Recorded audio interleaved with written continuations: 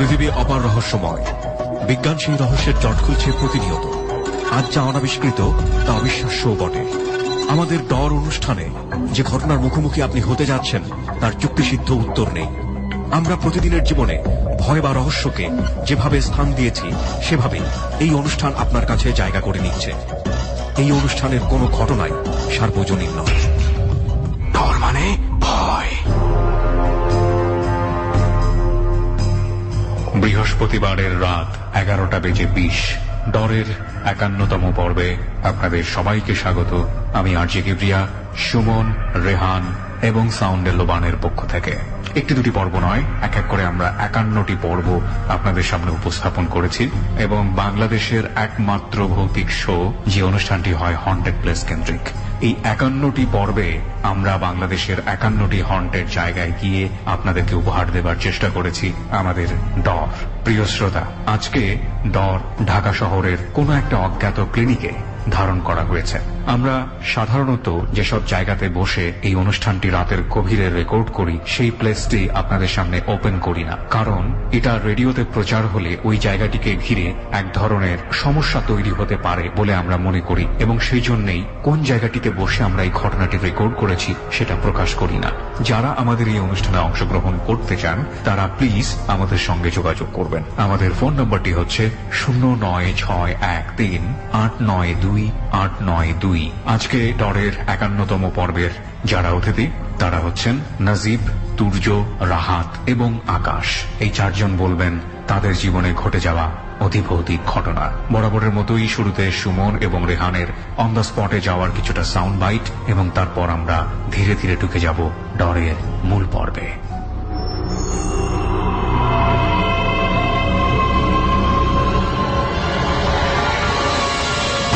ডর মানে ভয়।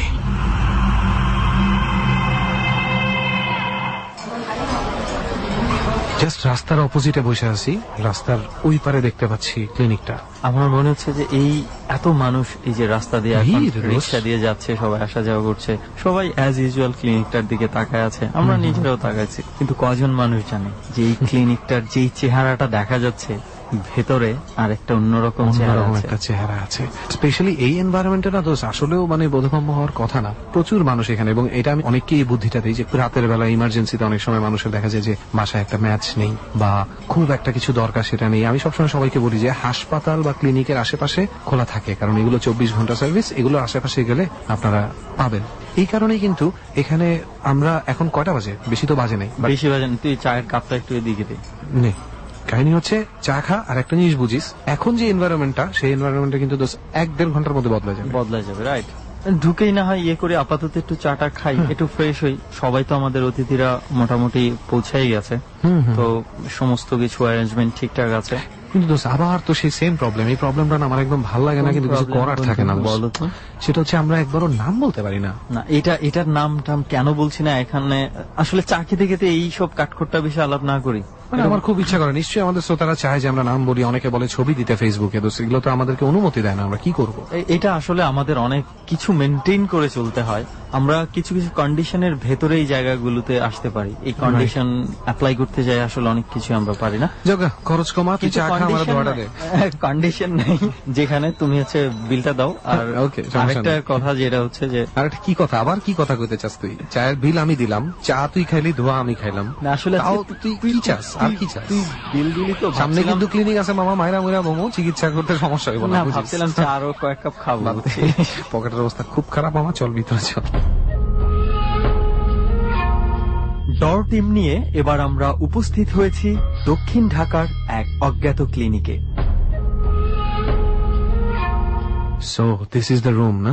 This is the room. এই সেই রুম, যেই রুমের জন্য আজকে এখানে আসছি। The double bed cabin. যদিও বেডগুলো আজকে হলিউডের হইতাম তাহলে এই নামে একটা মুভিও বের করে ফেলা যেত, The double bed cabin. যদিও বেডগুলা নাই, বেডগুলা সরে গেছে। বেডগুলা সরে যাওয়ার যে কারণটা, সেই কারণেই আমরা দুইজন আজকে এখানে, সেই সাথে আমাদের সাথে যারা আছেন সবাই আজকে আমরা এখানে।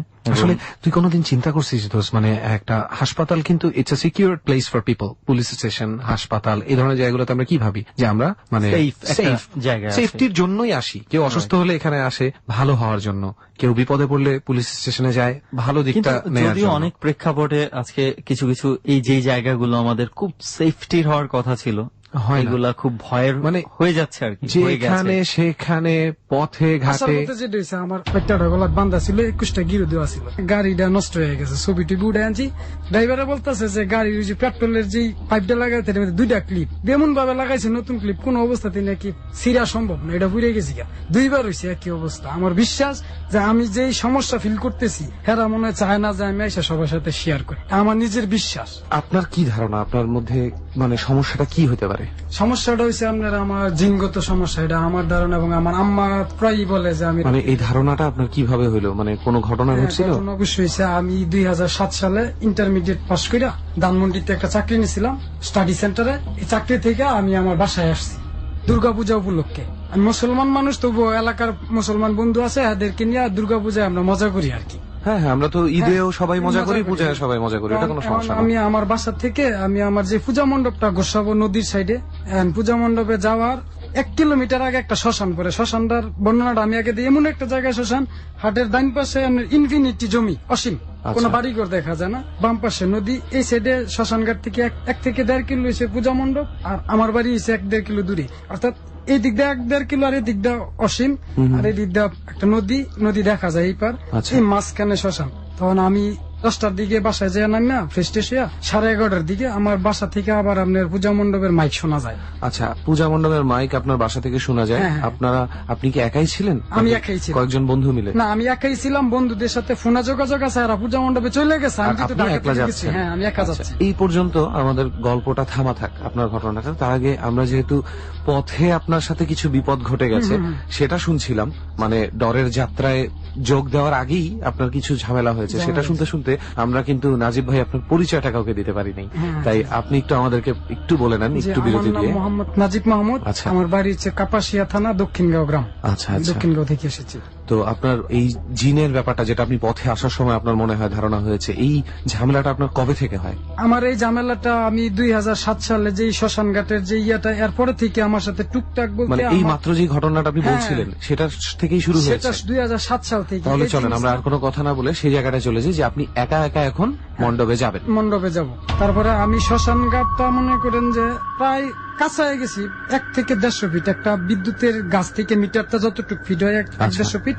তারপরে শ্মশান ঘাটের 100 থেকে 150 ফিটের মাথায় আসলাম, পুরোপুরি শ্মশান ঘাটের ভিতরে ঢুকিনি, অর্থাৎ মুখে আর কি। আচ্ছা। তখন 1 থেকে 1.5 ফুটের 25 থেকে 30টা বাচ্চা, হাতের ডান পাশে যেই ধানের জমি মাঠটা বললাম, এই মাঠের মাঝে প্রচন্ড ভাবে খেলাধুলা করতেছে, একটা আরেকটারে চর মারে, দৌড়াদৌড়ি। মানে আমরা 1 থেকে 1.5 ফুট বলতে মানে বাচ্চার কত size বয়স মিলে। কত হইতে পারে? 4, 4.5? না, দেখলে বোঝা যায় বাচ্চার বয়স 16-17। 16-17? তাহলে তো মানে এটাকে বাচ্চা বলতে বাচ্চা পারি না, মানে এটা একটা বাইট্টা টাইপের বলে আর কি। আচ্ছা আচ্ছা, মানে হ্যাঁ। বামন জাতীয় বামন কিছু দেখছেন জাতীয় আর আপনি। কি। আমার কিন্তু প্রচুর সাহস, যেহেতু গ্রামের ছেলে, ব্যবসা বাণিজ্য করি, রাত্রি বিরাতে দোকান থেকে আসি, আপনার যাওয়া আসা করতে হয়? হ্যাঁ যাওয়া আসা করতে হয়। তারপরে একটাই করছে কি, আমি আমার পাঞ্জাবির ধরে টান দিছি। আচ্ছা। টান দেওয়ার পরে আমার শরীরের কাটা দাঁড়ায় গেছে, আরেকটা হঠাৎ করে চাই দেখি প্যান্ট বাইয়া আপনার গাছে যেভাবে গুয়া গাছে যেভাবে বাচ্চা বলে এভাবে এতটুকু উঠছে। উঠার পরে আমি ইয়া বইলা জারি দিয়া ফালাই দিয়ে এইখানে চেঞ্জলেস হয়ে গেছি। আমার জ্ঞান ফিরে প্রায় 10 থেকে কিন্তু 15 মানে মিনিট। ওরা কি ভয়ঙ্কর কিছু না, করেছিল? এমনি আপনি মানে সেন্সলেস হয়ে গেলেন কেন? সেন্সলেস হয়ে গেলাম। একটা আমার পাঞ্জাবি ভালোভাবে ধরছে, আরেকজন পাও বাইয়া উপরে উঠতেছে, আচ্ছা। আরো কয়েকজন আমার দিকে তেড়ে আসতেছে। আচ্ছা আচ্ছা। তখন আমি ভয়ে একটা চিৎকার দিয়ে হঠাৎ করে যেমন আমার কাছে লাগলো দুনিয়া অন্ধকার, স্ট্রোকের মতো লাগলো আর কি। আমি সেন্সলেস হয়ে গেলাম। সেখানে আমি 10 থেকে 15 মিনিট পরে যখন আমার জ্ঞান ফিরে, তখন দিয়ে আমি শ্মশানের রোডে নয়, আমি মেন রোডে পড়ে আছি। জ্ঞান ফিরার পরে দিকে তাকাইছি, চাই দিয়ে আপনার একটা কলা ক্ষেত আছে, কলা ক্ষেতের ভিতরে আমার একটা ফ্রেন্ড বেরিয়েছে। তখন কয়টা বাজে? এই 11:30টার সময় দেখছি, মানে 15 থেকে 20 মিনিট, 12:30টা বাজে। আমি যখন সেন্সলেস থেকে যখন জ্ঞান ফিরে 12:30টা বাজে। মানে আপনি 15-20 মিনিটের মতন অজ্ঞান ছিলেন? অজ্ঞান ছিলাম। ততক্ষণে আবার কিছুই বলতে আপনাকে পারি কেউ না। রাস্তায় রেখে দিয়ে গেছে? এটা যখন সজাগ হয়ে দেখি আমি যেই জায়গায় সেন্সলেস হয়েছি, শ্মশান ঘাটে না, আমি শ্মশান ঘাট থেকে এই মনে করেন যে প্রায় 300-400 ফিট দূরে মেন রুটটা, আচ্ছা আচ্ছা। মেন রোডের মাঝে পড়ে আছি। শ্মশান ঘাটের ভিতর দিয়ে যে রাস্তা গেছে, আরেকটা রাস্তা সোজা চলে গেছে আচ্ছা। আরেকদিকে। এই মোড়টা পড়ে রয়েছি, সজাগ হইয়া চারিদিকে কলা ক্ষেতের ভিতর থেকে আমার একটা বন্ধু তৌহিদুল ইসলাম হ্যাঁ বের হইতেছে। আইসা অন্য সময় হার সাথে দেখা হইলে, আমি যেহেতু ঢাকা ছিলাম 2-3 মাস চাকরি করছি, অন্য সময় তার সাথে দেখা হইলে প্রথম কুলাকুলি করতো। হ্যান্ডশেক করতো, সিগারেট দিত। এদিন তার আচরণ আমার কাছে কিরকম লাগলো, একটু দূরে দূরে তাই দূরে থেকে আরে কি অবস্থা, কেমন আছো, তুই কি করছ অনেক, আমি কই, তুই শুনছস না আমি চাকরি গেছি গা, পরে যেমন হ্যাঁ শুনছি শূন্য যেমন না শোনার বান করা যেরকম এরকম। আচ্ছা আচ্ছা। তো কথা বলতে বলতে শ্মশান ঘাট আবার পারে যেতেছি, তো যাওয়ার পথে হ্যাঁ বলতেছি যে তো তুই একলা কি লেগা করতে আইসস, আমি একলা না, আমার সাথে আরো 3টা ফ্রেন্ডের নাম বলছে, আরিফ, শরীফ আর একটা ছেলে আছে কাশেম, এগোর সাথে আসছি, হেরা পূজা মণ্ডপের ভিতরে আছে, চল আমরা যাই।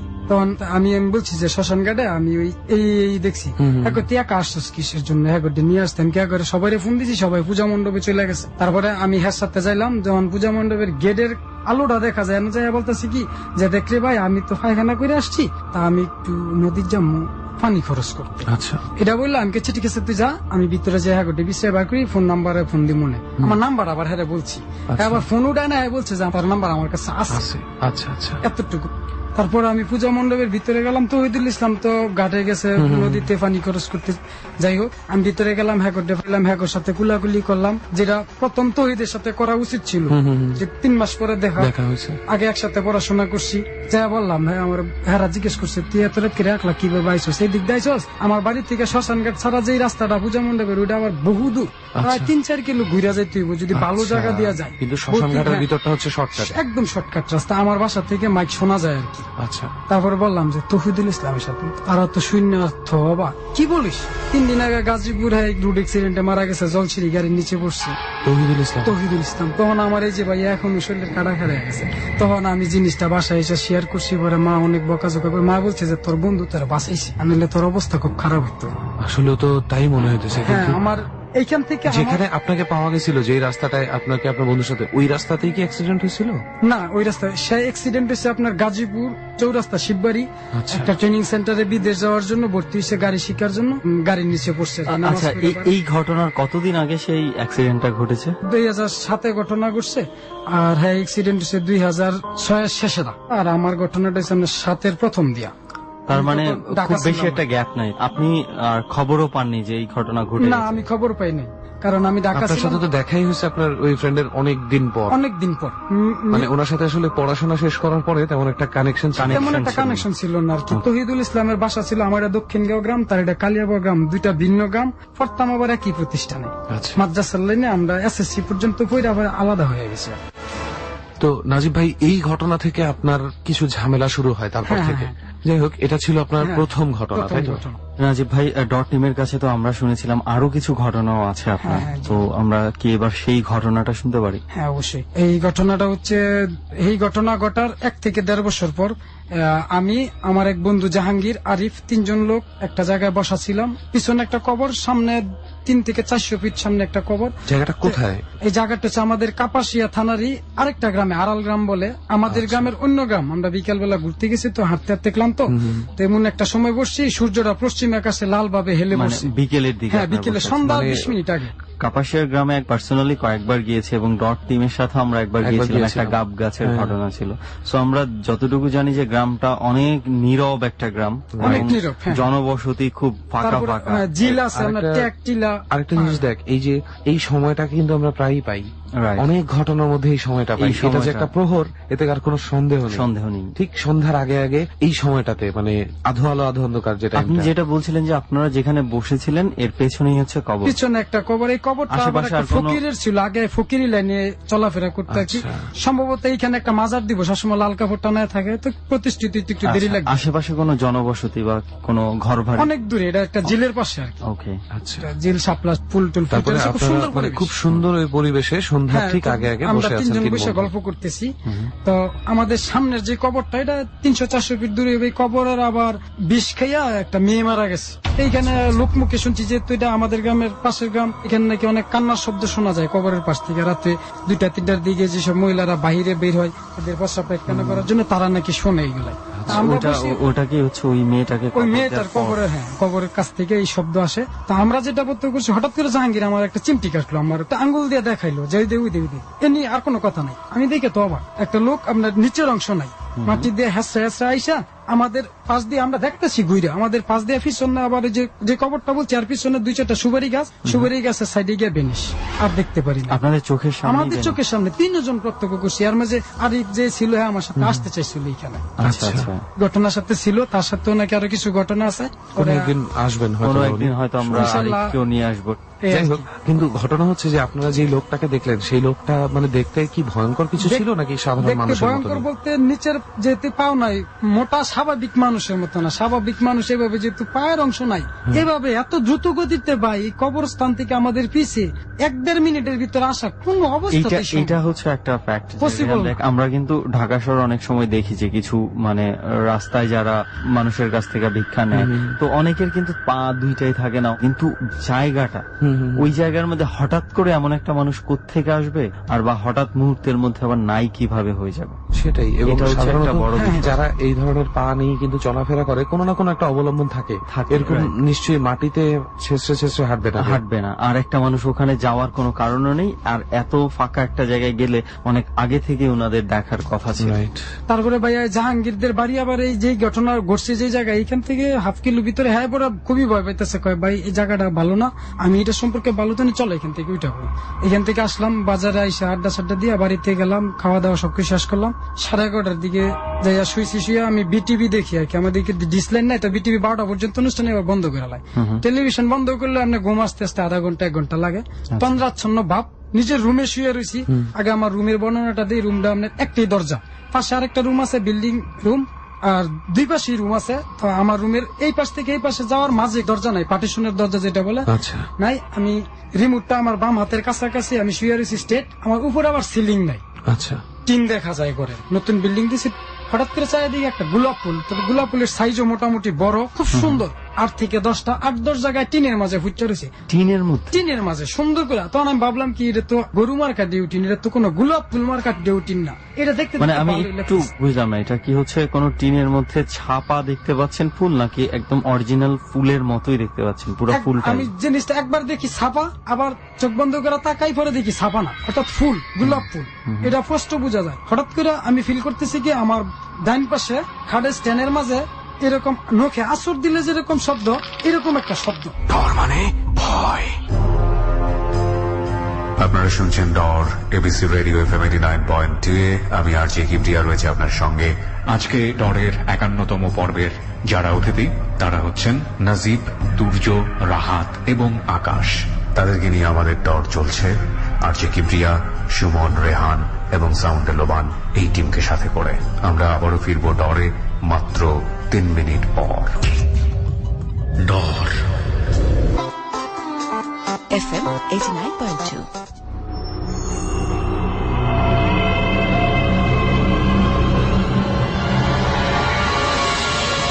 ডর মানে ভয়।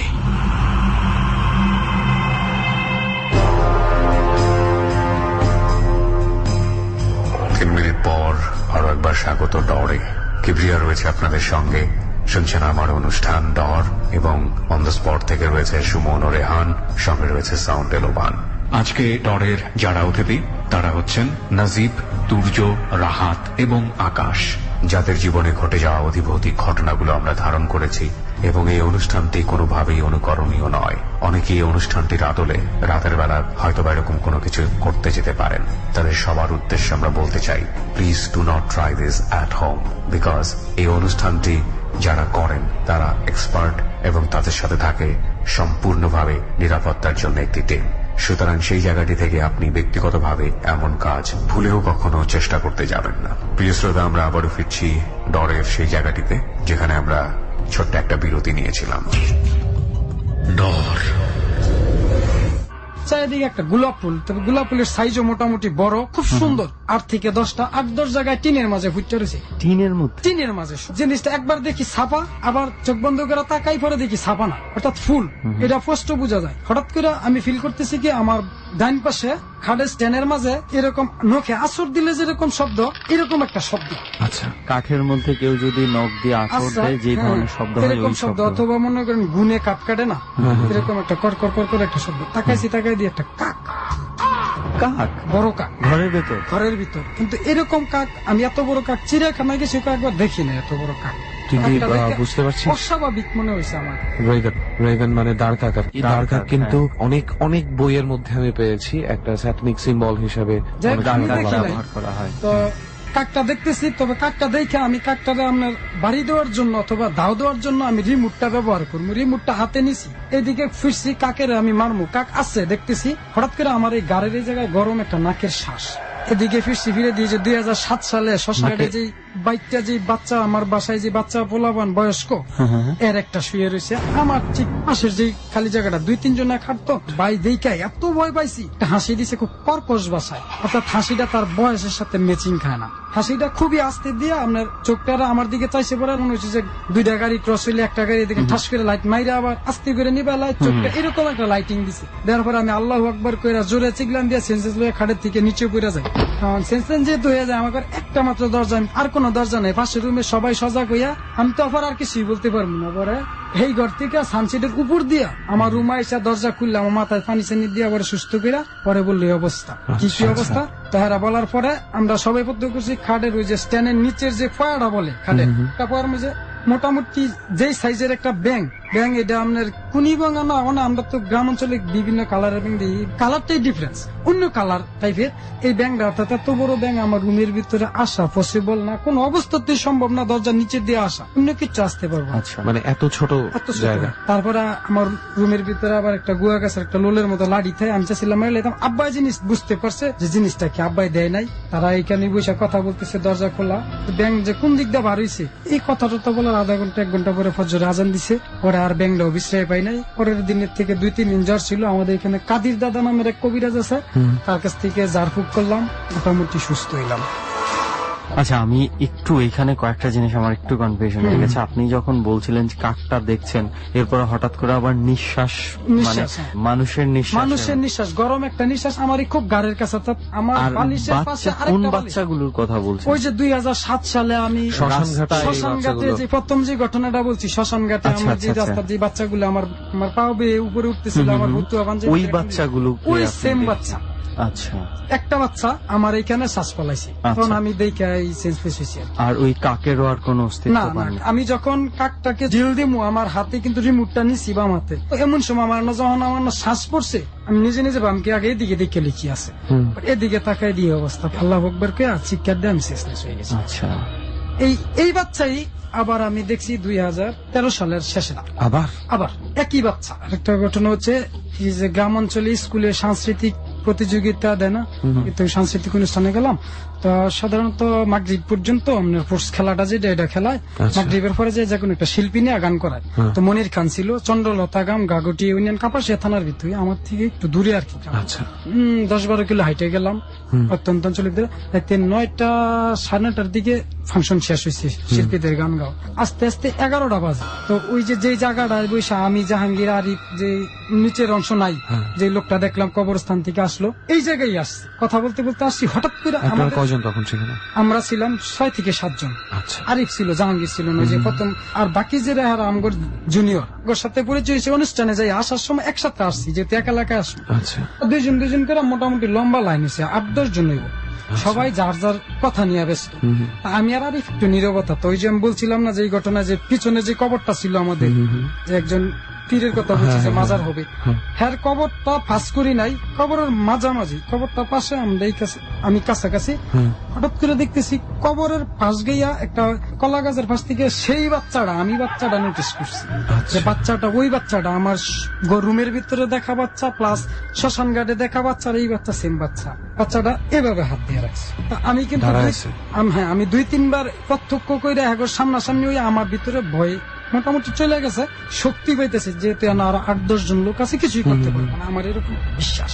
তখন আমি আরেকটা বলতেছি, যে আরিফ এই বাচ্চাটা কার? আরিফে বলতেছি কি আমাদের এখানে একটা প্রতিবন্ধী বাচ্চা আছে। হ্যাঁ বলতেছি কি এটা মনে হয় রাতে যেহেতু এত রাত পরে এই বাচ্চা ছাড়া আর কে ডাইব, রূপনের ফলা প্রতিবন্ধী আর কি, মানুষ দেখলে কামড় মারে, আচ্ছা আচ্ছা এমন একটা বাচ্চা আছে আমাদের এলাকায়। যখন আমি খুব ভালোভাবে জিনিসটা লক্ষ্য করার চেষ্টা করি তখন ভাই বিশ্বাস করবেন না, বাচ্চাটা এমন ভাবে একটা বাউতি আছে না, মানে একটা গাড়ি আরেকটা গাড়ি অ্যাক্সিডেন্টের হওয়ার অবস্থায় যেমন পাঁচ কাটায় চলে যায়, আমাদের থেকে এইভাবে পাঁচ কাটা, এবং পাঁচ কাটা আমাদের দুইজনের থেকে সামনের যে লোকগুলো আছে একটা লোকের থেকে আরেকটা লোকের দূরত্ব আমাদের 1 বিঘ গাছ অর্থাৎ 6 ইঞ্চি পাশাপাশি যেতেছে। 6 ইঞ্চির ভিতর দা বাচ্চাটা যায়, কিন্তু তাদের শরীর লাগে না, তারা টেরও পায় না তারা টের পাইতেছে না, তারা লক্ষ্যই নাই, হারা ঠিকই কথা বলতেছে। আমি জিনিসটা নোটিস করতেছি 6 ইঞ্চি একটা ফাঁকা দিয়ে একটা বড় সড়ো বাচ্চা মানে জায়গা, কিন্তু তাদের সাথে দুজনের কোনো মাছ থাকা দিয়া লাগে না। যায়, যাইয়া আবার ঘুরাইয়া আমাদের পিছন দিয়ে আবার আমগর দুইজনের মাছ দিয়া যায়। তখন তো জিনিসটা আমার কাছে খুবই অস্বাভাবিক মনে হইতেছে। তখন আমি চিন্তা করতেছি দেখি নিচের অংশ, পরে যেটা দেখলাম নিচের অংশ আছে না, পা দেখা যায়, এবার পা দেখা যায়, কিন্তু পাতার অংশ উল্টা। যখন তার মুখের দিকে তাকাইছি না, আমার অনেক হিজড়া টাইপের মায়াগর দিকে তাকাইলে দেখছেন না মুখের কিরকম একটা মোটকান মারে, এরকম একটা বিশ্রী একটা মোটকান দিচ্ছে। তার হাতও বাইর করে না, এভাবে রাখছে না, পুরোপুরি মন মানসিকতা মানে এভাবে রাখছে, বকুল তলায় রেখে এভাবে দিয়েছে গুঞ্জা যাতে রাখছে। দেখা না যায়। আর ঠ্যাং দেখে তো আমি পুরোপুরি তখন আমার শরীরের কাটা খাই হয়ে গেছে, আমি খুব শক্তি সঞ্চার করলাম কি সাথে লোক আছে, কোনো প্রবলেম নাই, আমি ভয় পাবো না। এবং হ্যাঁ বলতে চাইলে উদয় হয়ে যাবো, আমি জিনিসটা আমি দেখবো যে কতটুকু আমাদের পিছনে যায়। মানে আপনি হচ্ছে না দেখার ভান করে বান দেখতে করে থাকলেন। হ্যাঁ আসতেছি, আবার আরিফের সাথে টুকটাক কথা চালাইতেছি এই বাচ্চাটা নিয়ে। যখন হ্যার কথা কই হ্যাঁ সামনে জায়গা, হ্যার কথা অফরাইকা হ্যাঁ ফলো করি, হ্যাঁ আবার পিছন দা আমগর দুজনের মাঝখান দিয়ে 6 ইঞ্চি থাকবে, আবার আসে সামনে আসলে কিন্তু এই সময়ের মাঝে বাকি লোকগুলা টেরই পাচ্ছে না। হেরা সবাই বাচ্চা যে একটা আছে, হেরা ভাবছে রূপনের পোলা, ওই যে আমি যে প্রতিবন্ধী, আচ্ছা। কিন্তু হেরা ঠ্যাঙ্গের দিকেও ফলো করতেছে না, তারা অর্থাৎ ওই যে মনির খান আসছে, এই আচ্ছা, মনির ওই খানের গান দিকেই নিয়ে তারা তারা ওইটাতে মেতে আছে। আর যেহেতু জানি একটা প্রতিবন্ধী বাচ্চা আছে, সবাই ধরে নিয়েছে ধরে তার। নিয়েছে যে কিন্তু এনো। উনি যেহেতু আগেও 2 বার দেখেছেন, উনি চিনতে পারছেন। আমার ভিতরে কিন্তু জিনিসটা আস্তে আস্তে যখন ওই যে মায়াটা বিষ খেয়ে মরছে, কবরটা ফাঁস করে না মুসলিম কাহার একটা মোটর বলে আর কি, পানি দেয় শেষ পাম্পের না এসে পরে, তখন দিয়ে সামনে বাড়ি আমি এইবারে যাইও জীবনে জিনবুদ ধরি নেই, আজকে ধরালাম সিদ্ধান্ত নিয়ে আমি পকেটটা 8টা বাইর করছি, পিছনটা থাস করে থারবা দিয়া গাঢ় ধরবো, যেই মন মানসিকতা নিয়ে হাতটা বার করলাম, হঠাৎ করে ঘূর্ণিঝড় তুফান আসলে যেরকম শব্দ হয় না, 3-4টা গাছ ভাঙলে আমাদের ডান পাশে আম গাছ কলা গাছ ভাঙ্গেলে সবাই অবাক করে চাই রয়েছে, কি ব্যাপার কিসের শব্দ হলো? কিসের শব্দ? আমি কে বাচ্চা দেখ কই, বাচ্চা তো নাই, আমি কি এটা বাচ্চা না ভাই, ধরতাম গেছিলাম এই অবস্থা, আন্দা গেছে দেখ সব ভাঙ্গে সিঙ্গেল হয়ে যেতেছে আপনাদের এই ঘটনা চোখের আমার সামনে সবার চোখের সামনে ভাই। এই যে আরিফ ছিল বলছি না, আজকে আসলে 2টা ঘটনা প্রত্যক্ষদর্শী হিসাবে থাকতো। ওকে, এই যে আমার এই যে আপনার 3 নাম্বার ঘটনাটা গেল। কি বলবো, এতগুলা মানুষের সামনে এই ঘটনা, তখন আপনারা রাস্তায় যাচ্ছেন তাই ছিল? ফাংশনটা দেখে আমরা বাসার দিকে আচ্ছা, যাচ্ছি, বাসার দিকে হ্যাঁ আসতেছেন। বাসার দিকে আসতেছি। মানে তখন এইটা একটা মানে অভিনব ব্যাপার আমি আজকে পাইলাম, যেটা হচ্ছে যে দেখ উনি কিন্তু বুঝতেছে যেহেতু উনি আগে দেখছে, কিন্তু বাকিরা কিন্তু আসলেই ভাবতেই পারে এলাকার একটা অ্যাবনর্মাল ছেলে হয়তো ঘোরাঘুরি করছে, আছে দৌড়াদৌড়ি আমাদের করছে। এখানে একটা বাচ্চা আছে এরকম প্রতিবন্ধী মানুষ, আচ্ছা আচ্ছা সাইজটাই ভাবছে যে ওই বাচ্চারই, আর এই এই জন্য বাচ্চাটা খুব সবসময় একটা- উদম শরীরে থাকে, আচ্ছা, কামড় দেয় যেটা, আর যেটা আসছে হ্যাঁ কিন্তু উদম শরীরে। এই জন্য ওনারা খুব একটা আরেকটা নোটিস জিনিস করেন আমি এই বলতে ভুলে বিষয়টা। গেছি, হ্যাঁ সাথে আমি একটা গন্ধ বেশি, কিরকম গন্ধ মনে হয় না, একটা গোসল টোসল না করলে 15-20 দিন স্যাঁতসে একটা গন্ধ করে না, এরকম একটা গন্ধ আমি ফিল করছি, আরিফও ফিল করছি, কিন্তু হারা ফিল করে নাই। তো নাজিব ভাই 3টা ঘটনা শুনলাম আমরা, 3টার মধ্যেই সেই বাচ্চাটা কিন্তু ছিল। বাচ্চা 3টা, হ্যাঁ। তো আপনার মানে ওই যে শ্মশান ঘাটে তখন কি আপনি কোনো ভুল করেছিলেন? কোনো শ্মশান ঘাটে ভুল বলতে ভাই 2007 ঘটনা, 2006 আমার একটা ফ্রেন্ড ছিল হিন্দু, ওই শ্মশান ঘাটেই তাদেরকে দাহ করা হয়েছে আর কি। পোড়ানো হয়। তো হ্যাঁ আপনার শ্মশান ঘাটের পাশে গোসাবো একটা নদী বলে, খুব নাম করা নদী গাজীপুর ডিস্ট্রিক্টের মাঝে, ওই নদীর মাছ খুব বিখ্যাত, ব্রহ্মপুত্র নদী আর কি, কিন্তু আমরা গোসাবো নদী রাখি আর কি বিখ্যাত, হাজার হাজার জেলে জীবিকা নির্বাহ করতো নদীর বুকে জালটাই না। তো এই নদীর পাশে একটা বট গাছ আছে, বট গাছের নিচে একটা মন্দির আছে, এই মন্দিরের মাঝে আমি পূজাত গেছিলাম আর কি। কি মন্দির এটা? এটা মন্দির হয়েছে আপনার রাধা মন্দির বলে, আপনার গোসাবর আচ্ছা। যে স্থানীয় হিন্দুরা আছে তারা নিজেরা এটা করে লইছে, আচ্ছা আচ্ছা নতুন করছে মন্দিরটা, বেশি দিন হয় নাই। আচ্ছা। আগে বট গাছ ছিল, আগে মেলা টেলা জমতম, হিন্দু রিলেটেড মেলা আছে না, গোসল কইরা যে পূজা করে বৈশাখ আসে। মাসে বা এই ধরনের শুধু মেলাগুলো এই মেলাটা হইতো না। পাশে এই ছেলে অঙ্কুর কইরা নাম 5 পর্যন্ত প্রাইমারি স্কুলে পড়ছি, পরে আমি মাদ্রাসা লাইনে গেছি। হ্যাঁ এই মনে হয় আনুমানিক 8-9 পরে গুড্ডি উড়াইতেছে, হ্যাঁ নদীর সাইডে খুবই বাতাস। গুড্ডিটা গিয়ে ওই মন্দিরের পাশে একটা বট গাছ আছে খুবই পুরানো, আচ্ছা বট গাছে যায় গুড্ডিটা বাজছে। আচ্ছা ঠিক আছে, গুড্ডিটা বাজার পর এই গুড্ডিটা ফাটতে গেছে, পইরা ডালা ডলা যে বাড়ি খেয়ে সাথী নগদে মনে করে মাথা মাথা সব কিচ্ছা শেষ। ওখানেই মারা গেছে। হ্যাঁ, মানে আর কি ওখানেই মারা ঘুড়ি গেছে। নামাতে গিয়ে তার ওই যে কাঠ কোনো একটা ডাল ভেঙে পড়ে তার বাইরে মাথায়। ভেঙে শুনছি, শুনে গেলাম। তবে আসলে ভাই পুরানো রিয়াটা যেটা অনেকে শখ করে দেখে, আমি কিন্তু এদিন ওইখানে বসে দেখছি। তো তারে আমার বাসা থেকে যে একটা কালো টাইপের একটা চাদর দিয়া, যেহেতু বিভৎস হয়ে গেছি গা, গুইরা টিরা, চাদর দিয়ে ঢেকে নিয়ে হ্যাঁ, গেছে। ঢেকে টিকে বন্ডা সন্ডা দিয়ে উঠছে, শ্মশান ঘাটে নিয়ে পুরা টরা দিছে। ছিলাম আসর রাজান পর্যন্ত ছিলাম, দেখতাম আর কি লাশ নাকি পুরা দিলে উপর উঠতে পারে, তো দেখি আর কি ফুল্লা যায় সেই। তো দেখি তো এই দুর্গা কিছুই হয় নাই, মাংস পুরা গন্ধ টন্ধ তো নিজেই প্রত্যক্ষ গেলে তো সরাসরি এটা তো আসবেই। হ্যাঁ। আসবে। সেটাই। দেখলাম ইয়ে হলাম যাক, এই গেল 20 থেকে 25 দিন। আমার বাজার বাড়ির পাশে আমার একটা বাজার আছে, নতুন হয়েছে।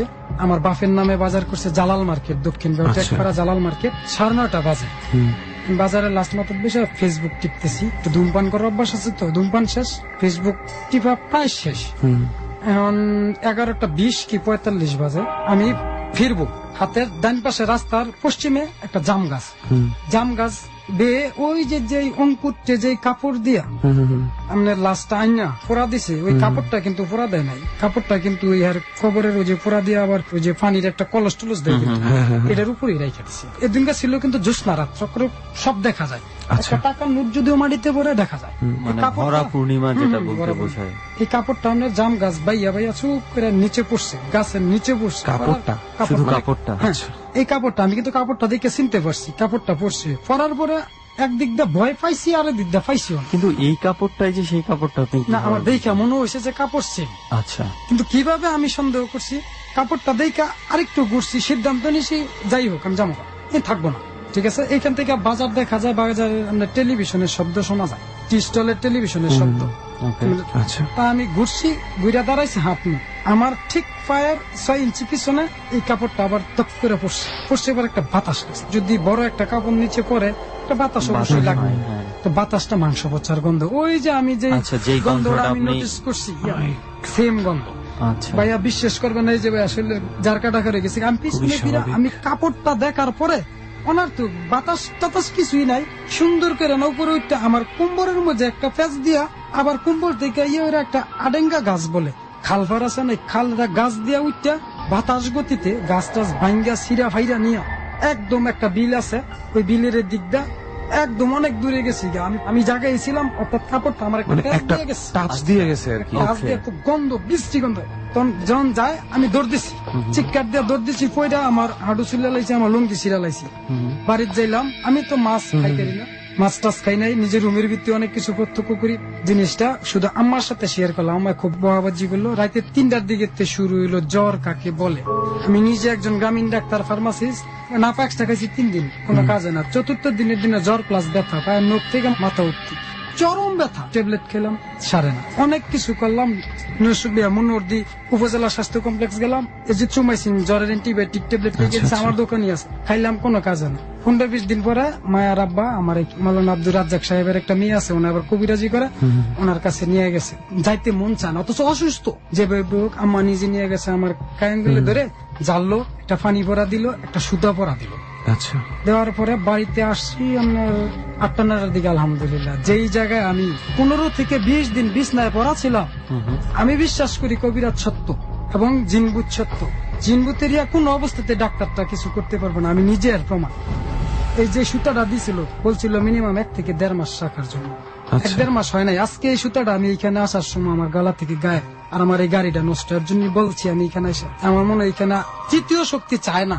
আর আমার রুমের ভিতরে আরেকটা জিনিস মিস করছি, একদিন ভাবি এই রমজান মাসে ভাবি খাইতে বসে, আচ্ছা ভাবি আমি দেখতেছি ফাঁক ঘরে খাইতে বসে, গ্রামাঞ্চলটা এক রুম তার খাই না, আলাদা রুম। আমি ভাবিরে দেখতেছি খাইতে বসে, ভাবি ছোট ভাই, আমি আগে একটু খাই, আগে আইসা বসে, আইসা বাইরে গিয়ে একটা বিড়ি খেয়ে রুমে গেছি, রুমে গিয়ে শুইছি।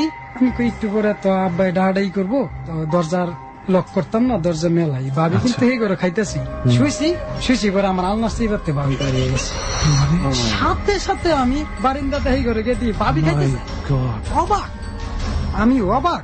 এদিন মায়ের পরে আমার কইতাছে এর আগে একটা তাবিজ আনছিলাম আপনার কাদির দাদা বলছি না, কাদির দাদা একটা তাবিজ ছিল, এই তাবিজ তো প্রায় 1 থেকে 1.5 বছর পরে শেষ। যেই ট্রিটমেন্ট গুলাই করছি, ট্রিটমেন্ট গুলাই শেষ হয় আবার শুরু হয় আমার সাথে ঘটনা। মাই গুডনেস, মানে ওনার একটা ব্যাপার কিন্তু দেখ, উনি কিন্তু ওষুধ দিয়ে ট্রাই করেছেন প্রথমে। উনি খুব কঠোর ভাবে বলেছেন কবিরাজ সত্য, জিনভূত উনি মানেন। ডর মানে ভয়। আপনারা শুনছেন ডর, এবিসি রেডিও FM 89.2 এ। আমি আরজে কিবরিয়া রয়েছে আপনার সঙ্গে।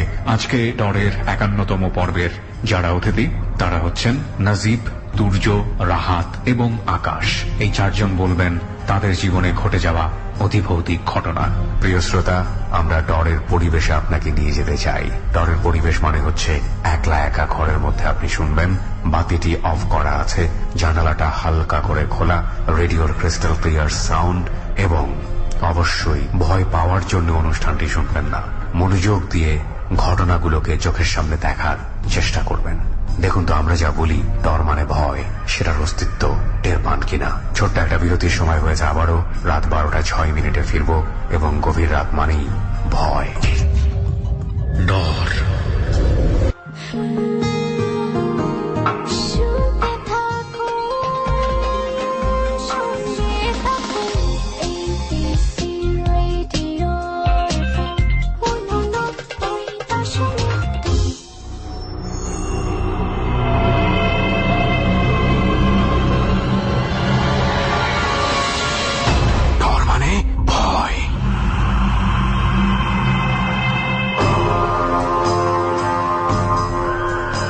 স্বাগত ডরে।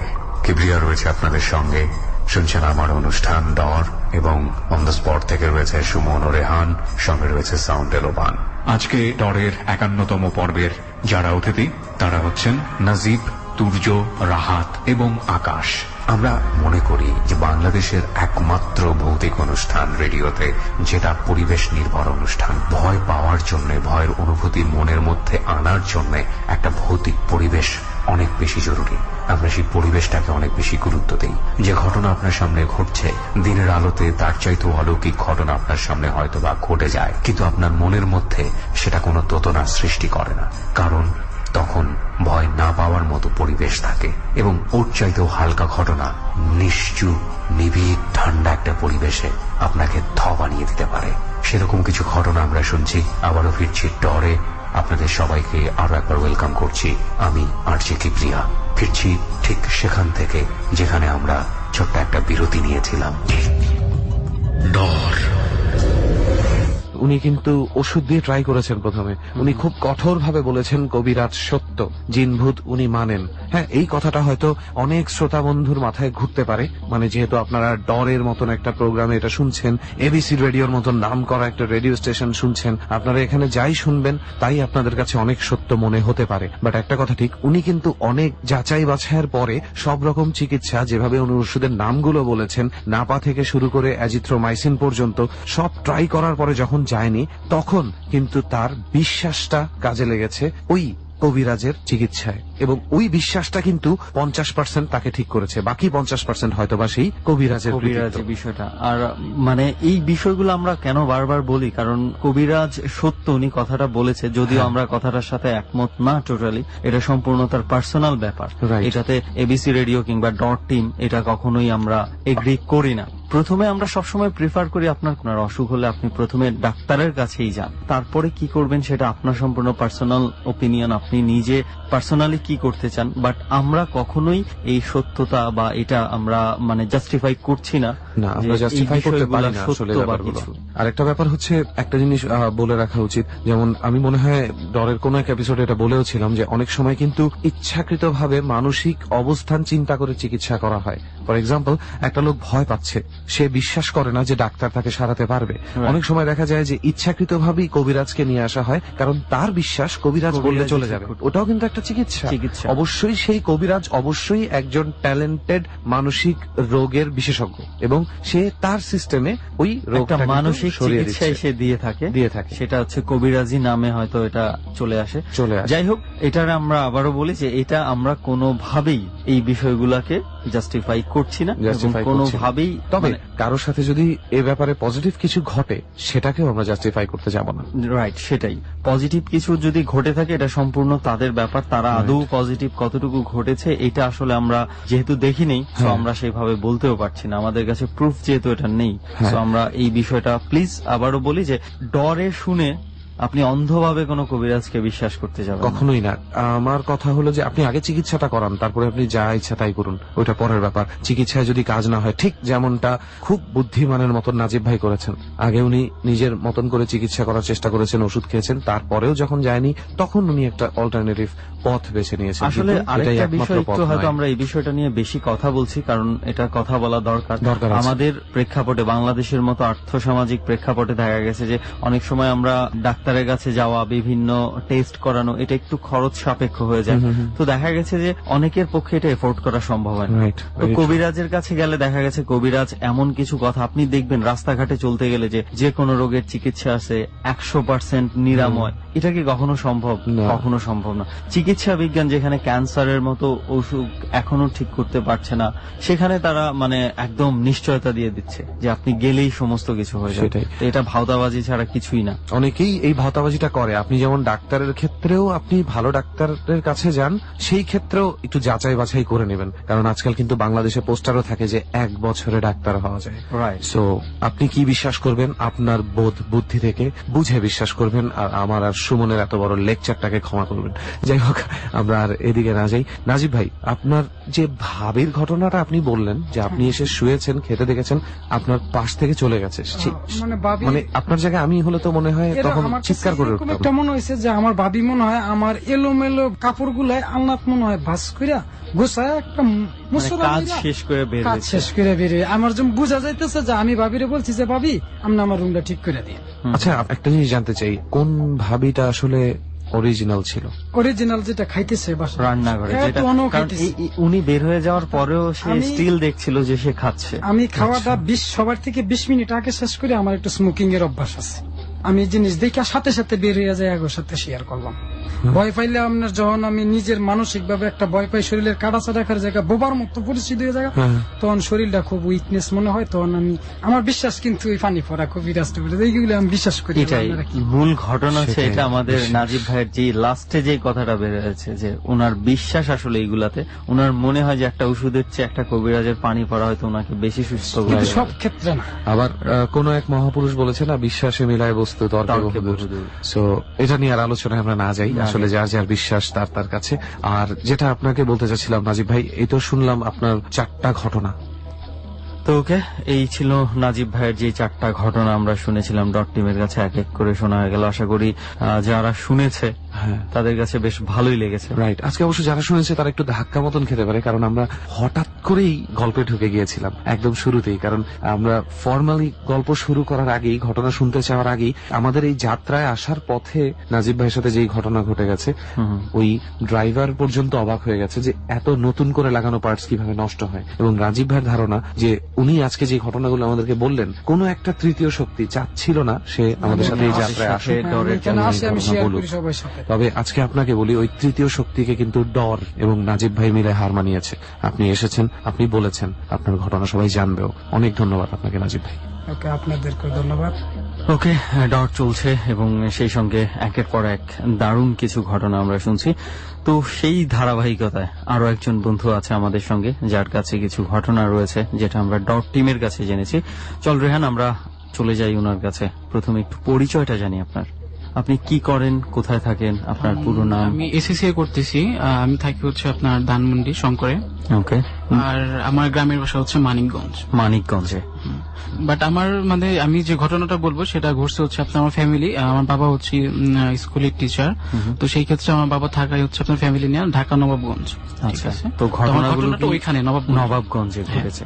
ওকে, ঠিক আছে, আমরা সময় নষ্ট না করে একদম সরাসরি ঘটনার দিকেই চাই। যে ফার্স্টে কোন ঘটনাটা আমরা শুনতে পাচ্ছি আপনার ফার্স্টে কাছে? আমার নিজের সাথে ঘটে যাওয়া একদম ব্যক্তিগত যে এক্সপিরিয়েন্স, আমি সেটা আর কি মানে আচ্ছা, বলতে প্লিজ চাচ্ছি। তাহলে আমরা এটা দিয়ে শুরু করি। আচ্ছা, আমার ঘটনা হচ্ছে 2014 সালে, এটা হবে আপনার নভেম্বর কি ডিসেম্বরের দিকে, আমার এক্সাক্ট মনে করতে পারতেছি না। তো আমি আমার মানে রাতে কথা বলার খুব হ্যাবিট। আমার সাথে আমার ছোট ভাই ঘুমায়, মানে ফোনে? হ্যাঁ phone। ওভার ফোনে আপনি পার্সোনাল কিছু কথাবার্তা হ্যাঁ, বলেন, তো ওকে। মানে ছোট ভাই থাকে এই জন্য ওরও ঘুমে ডিস্টার্ব হবে। আমি কি করি রাতে যাই, মানে ছাদে যাই কথা বলি। আমাদের তার আগে বাসাটা এটা বলিনি, আমাদের বাসা হচ্ছে একতলা। বাসা ঢোকার জন্য রাস্তায় ছোট একটা গলি আছে, তার পাশে একটা টিনের ঘর আছে লম্বা। তো টিনের ঘরটা আপনার ওই চালটা আমাদের ছাদের সাথে একদম লাগানো আর অ্যাঙ্গেল করা। আমি কথাটা বলি হচ্ছে আপনার ওই ছাদের যে লাস্ট রেলিং ওইখানে পা দিয়ে টিনের উপরে শুয়ে শুয়ে কথাটা বলি। রেগুলার আমি এভাবে কথা বলি আর কি, প্রায় প্রতি রাত্রি দেখা গেছে যে 2টা 3টা 2:30 এরকম ভেসে যায় কথা বলতে।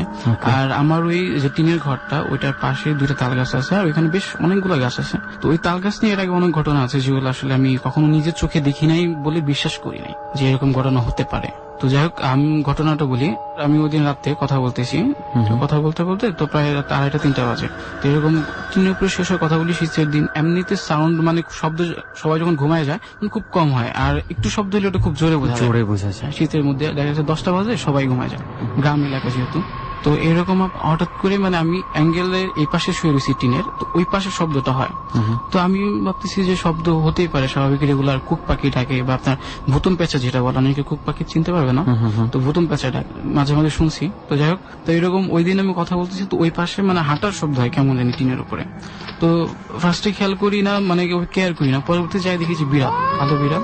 তো পরে বুঝে থাক বিড়াল হাঁটতেই পারে, গাছে উঠে যেত। তো পরে আসে শোয়ার পরে কথা বলতে বলতে হঠাৎ মনে হলো যে বিড়াল হাঁটতে তো পায়ে শব্দ হবে না, আর এমন ভাবে হাঁটে, আপনি জিনিসটা খেয়াল করেন ভাইয়া, যে মানে খুব সাউন্ড হয় না বিড়াল। অনেকে এটা বলে যে বিড়ালের মতো হাঁটিস কেন। তো যাই হোক, আমি হলো বিড়াল হাঁটি এরকম সাউন্ড হবে কেন, একটা হাতে টিনের উপরে একটা পা দেয় ভর করে, মানে একটা একদম মানে মনে হয় যে একটা পাটা জোরে পড়লো আর কি। আচ্ছা, মানে কেমন একটা ভয় ভয় লাগে। তো যাই হোক, আমি কথা বলতে থাকি, তো কথা বলতে থাকি দেখে আমার জিনিসটা কম মানে ফিল হয় ভিতরে। আর ওই পাশ থেকে মানে বলি না আমি যার সাথে কথা বলতেছি যে এরকম হইতেছে। তো ধীরে ধীরে যখন এরকম হয়, তো আবার দেখি সাউন্ডটা বাড়ে। তো আমি ফার্স্টে যা তারাই দিয়েছি, ফার্স্টে চলে গেছে। সেকেন্ড টাইম যখন যাই তখনও দেখি যে মানে এরকম বিড়ালটা আবার আছে এখানে। তো তখন একটু ভয় ভয় লাগে। যাই হোক, তখনও তারাই দিয়ে এসে কথা বলতে থাকি। তো দেন মানে তখন ওইখানে কোনো শব্দ নাই। তো আমি ওইভাবে শুয়ে শুয়ে কথা বলি, মাঝে চোখ বন্ধ করে কথা বলি। তো শীতের মধ্যে এমনি সোয়েটার গায়ে দিয়ে আছে, চাদর টাদর ইয়া করা আছে। তো এমনিতেই মানে ছাদের উপর একটু নীরব, আর আমাদের ওই এলাকাটাই নীরব। আমাদের বাসার সামনে হচ্ছে অনেক বাস ছোপ আছে, বড় অনেকই আছে। আর আমাদের বাসাটা মানে 2টা ঘর আমাদের এখানে, বাট খুব নীরব। পাশে একটা মাদ্রাসা আছে, ওর একটু দূরে যদিও, বাট গাছ মানে গাছ টাছ দিয়ে ভরা, একটু ভিতর সাইডে, রাস্তা থেকে বেশ ভিতরে যাইতে হয়। তখন মানে কথা বলতেছে, চোখ খুলে দেখি আমার ছাদের সামনে আর কি কুকুর হাঁটে। তো তখন আমার মনে হচ্ছে কুকুর আসা সম্ভব না, বিড়াল আসতে পারে গাছ দিয়ে উঠে, বাট এত রাতে কুকুর কখনোই আসতে পারে না ছাদের উপরে। তখন আমার খুব ভয় লাগে যায়, মানে গায়ের পশম ছিল তখন, মানে হাঁটতেছে সামনে দিয়ে আমার দিকে তাকায়, এরকম ঘাড় ঘোরায় ঘোরায়। কিছুক্ষণ আগে যখন বেড়াল হাঁটছিল যে জায়গায়, এখন না না না, বেড়াল তো অপোজিট অ্যাঙ্গেল টিনের ওই পাশে ছিল, টিনের উপরে ছিল, যা সাউন্ড পাচ্ছিলাম আমি। আর কুকুরটা আমার ছাদে, আমার সামনে, আমি শুয়েছি টিনের উপরে, মানে মানে আমি শেষ প্রান্ত সহ তো পুরো ছাদ দেখা যায় আর কি। তো ছাদের উপরে হাঁটতেছে, তখন আমার মানে কুকুর ছাদে আসা সম্ভব না। আর আমাদের বাইরের গেট খুব ভালো মতো লক করা থাকে, এবং ভেতরে কোনো কুকুর থাকে না, আসতেও পারে না। সে গাছ দিয়ে কুকুর ওঠা সম্ভব না, বিড়াল উঠতে পারে। কিন্তু মানে একটা সাহস মানে ইয়া করার চেষ্টা করছি যে আমি যদি এখন ভয় পেয়ে যাই। আর আমাদের কোনো রেলিং নেই ছাদে, কোনো রেলিং নেই, মানে পড়ে গেলে সমস্যা আছে। তো যাই হোক, পরে আমি প্রচন্ড ভয় লাগে আমার ব্যাপারটা। তো আমি চুপচাপ থাকি, ফোনটা আস্তে করে মানে মানে কথা না বলে নামাই। তো আমি ওইভাবে যে দৌড় দিব, মানে চাদর পেছানো গায়ে একদম, মানে শীতের মধ্যে। তো সচরাচর উঠতে গেলে আমার চাদর ছাড়াইতে হবে আগে। তো যাই হোক, পরে আমি যে উঠবো, মানে কথা জোরে যে সাউন্ডকে ডাক দিব কারে, আমি ওইভাবে আমার মনে হচ্ছে বুকের উপরে বসে গলা চাপ দিয়ে রাখছি, মানে কথা বলতে পারতেছি না। এটা ভয়ে না কেন সেটা শুধু তখন বুঝতে পারিনি। তো যাই হোক, পরে যে উঠি আমি আস্তে আস্তে জিনিসটা, কুকুরটা যখন এই পাশ থেকে ক্রস করে, আমাদের মানে টাঙ্কি রাখার জন্য আলাদা ইয়া করছে, সিঁড়ি ওঠার যে মানে ইয়াটা রাখে একটু উঁচা করে, তো ওইখানে ওইটা দিয়ে পেছন সাইডে চলে যায়। তো আমি উঠে আস্তে আস্তে আমার মানে গেটের কাছে যাই, দৌড়ও দিই না তখন, যে অন্ধকারে দৌড় দিব, যদি বাই চান্স পড়ে যায় সিরিয়াস অবস্থা হয়ে যাবে। তো আমি পড়ে গেলে অত রাত্রে সবাই এটা অনেক সিন ক্রিয়েট করবে। তো পরে আমি যাই, দরজা আমি প্রত্যেকবার ছাদে আসার আগে দরজাটা চাপাই আসি, কখনো লাগাই আসি না। আমার যেতে হবে, আর খোলা রাখলে কি হয়, নিচ থেকে বুঝতে পারবে যে আমি ছাদে আছি, কেউ একজন আছে। তো দরজাটা আমি যখন চাপ দিই, দরজা খোলে না, মানে ধাক্কা দিয়ে দরজা খোলে না। আমি তো দরজা লাগাই আসিনি। আর বাইরে থেকে মানে ছাদের উপর থেকে দরজা লাগানো যায় না, ভেতর থেকে লাগাতে হয়। খুব ভয় পাই। তো তখন মানে কুকুরটা তো তখন ওই যে টাঙ্কি রাখার যে জায়গাটা, ওই পাশ দিয়ে চলে আসছে। তো আমি কি করি, এই সাইডে ঘুরে আসি, ও যদি ঘুরে আবার এই সাইড দিয়ে আসে, তো এই জন্য আবার যে জায়গায় ওই জায়গায় আসি। ওই পাশে একটা কামরাঙের গাছ ছিল, ওর ডালটা প্রায় ছাদে গাছ আসে, ওদিক দিয়ে নামা যায়। তো আমি এদিক দিয়ে ঘুরে যখন সরাসরি ওদিকে আসি তখন আমার দরজা খুলে আস্তে আস্তে আমাদের দরজাটা কি মানে রং করা তো আপনার লাগাইতে হলে খুব চাপ দিয়ে লাগাইতে হয়, ঠিক আছে, মানে ইজি না একদম। তো মানে যখন মানে দরজাটা মানে খোলার যে শব্দটি এটা আমি স্পষ্ট বুঝতে পেরেছি দরজা খুলতেছে, ঠিক আছে, মানে আমি আর তখন মানে আমার ভিতরে কোনো ইয়া নেই যে আমি কি করবো, কোন দিকে দৌড় দেবো, গাছ থেকে নামবো কি নামবো না সেটা আমি বুঝতে পারতেছি না। তো যখন দরজা খুলে যায় তখন আমি মানে ওই ছাদের ওই সাইডে এসে চলে, খুব মানে ভয় লাগতেছে আমার, এত শীত, সবকিছু পেছনে বা ঘামতেছি আমি তখনও। পরবর্তীতে যখন দেখি যে না কুকুরের অ্যাঙ্গেল এদিকে আসতেছে তখন আমি ছাদে দৌড় দিই, তখন আমি গাছ থেকে নামতে চাই না। তো দৌড়ের সাথে সাথে আমি নিচে পড়ে যাই আর আমার সেন্স থাকে না। পরে সকালে যখন উঠি তখন দেখেছি আমি মেডিসি আমার মানে মুশকে গেছিল। ওকে, মানে সেই ভয় থেকে আপনি ওখান থেকে পড়েই যান? হ্যাঁ, একদম ছাদে থেকে পড়েই যাই আমি। ওকে, তো মানে এই ছিল আপনার প্রথম এক্সপিরিয়েন্সটা যেটা আমার নিজের সাথে ঘটেছে, যে কুকুর যেটা আপনার আসলে এখানে থাকার কথাই ছিল না। আসলে কুকুরটা কোনোভাবে কি আপনাকে কোনো কিছু করার চেষ্টা করেনি? করার চেষ্টা বলতে ও বারবার আমার দিকে কিভাবে আমি বলি হাঁটতেছে একদিকে, বাট ঘাড় ঘুরায় দেখতেছে। ও যদি আমার সোজাসুজি নোটিস করে হাঁটছে, মানে ছাদের এপাশ থেকে এই পাশে যাচ্ছে, বাট ও যদি আমার সোজাসুজি থাকতো তাহলে মাথাটা সোজা থাকতো, বাট সেটা না করে হাঁটতেছে আর আমার দিকে ঘোরায় দেখ, মানে ঘুরে ঘাটটা বাঁকা করে দেখতেছে। আর অন্ধকারে স্বাভাবিক কিন্তু ওদের চোখ খুব জ্বলে, খুব বেশি জ্বলে, ওই দিনও খুব জ্বলতেছিল। আচ্ছা আচ্ছা, ওকে, তো এটা তো ছিল আপনার নিজের সাথে ঘটা ঘটনা। তো আপনি কি কোনো কিছু অন্য কারোর সাথে ঘটেছে এই ধরনের ঘটনাও আপনার জানা আছে? সেই ঘটনাও বলতে চান? হ্যাঁ প্লিজ শুনি আমরা তাহলে। এটা হচ্ছে আমার ফুপ্পি হচ্ছে 6টা ফুপ্পি। ছোট ফুপ্পির যে হাজবেন্ড হামিদ ফুপা, উনি হচ্ছে কাজ করে, মানে কিসের কাজ করে? জিন ছাড়ানো। তো ওনার মা ওনাকে এগুলো শিখিয়ে দিয়ে গেছিল। আচ্ছা, তো উনি ব্ল্যাক ম্যাজিকও জানতো, টুকটাক নজরবন্দি করে। আমার ফুপির উনি বিয়ে করছে ওইভাবেই, মানে নজরবন্দি করে আমাদের মানে দাদা বাসা থেকে নিয়ে গেছিল। আচ্ছা, তো যাই হোক, তার ঘটনাটা যেটা হচ্ছে ওনার সাথে ঘটা, যেটা নর্মালি ওনার সাথে প্রায় ঘটে, উনি খুব রিস্কে থাকে এইসব ব্যাপার নিয়ে, যেহেতু উনি কাজ করে। তো এরকম শীতের মধ্যে গ্রাম এলাকায় তো খেসারি হয়। তো আমাদের হচ্ছে আপনার এটা হচ্ছে আমাদের দাদাবাড়ি মানিকগঞ্জ, এখানে তো চর এলাকা বালি, ওইখানে আপনি দৌলতপুর থানা চরকাটের ইউনিয়ন, বালি এলাকা, নদী যমুনা নদীর সাইডে পড়ছে। তো উনি এরকম মানে খেসারি কাটতে গেছে। তো ওই দিন আর মানে কারোর সাথে নেয় একাই গেছে।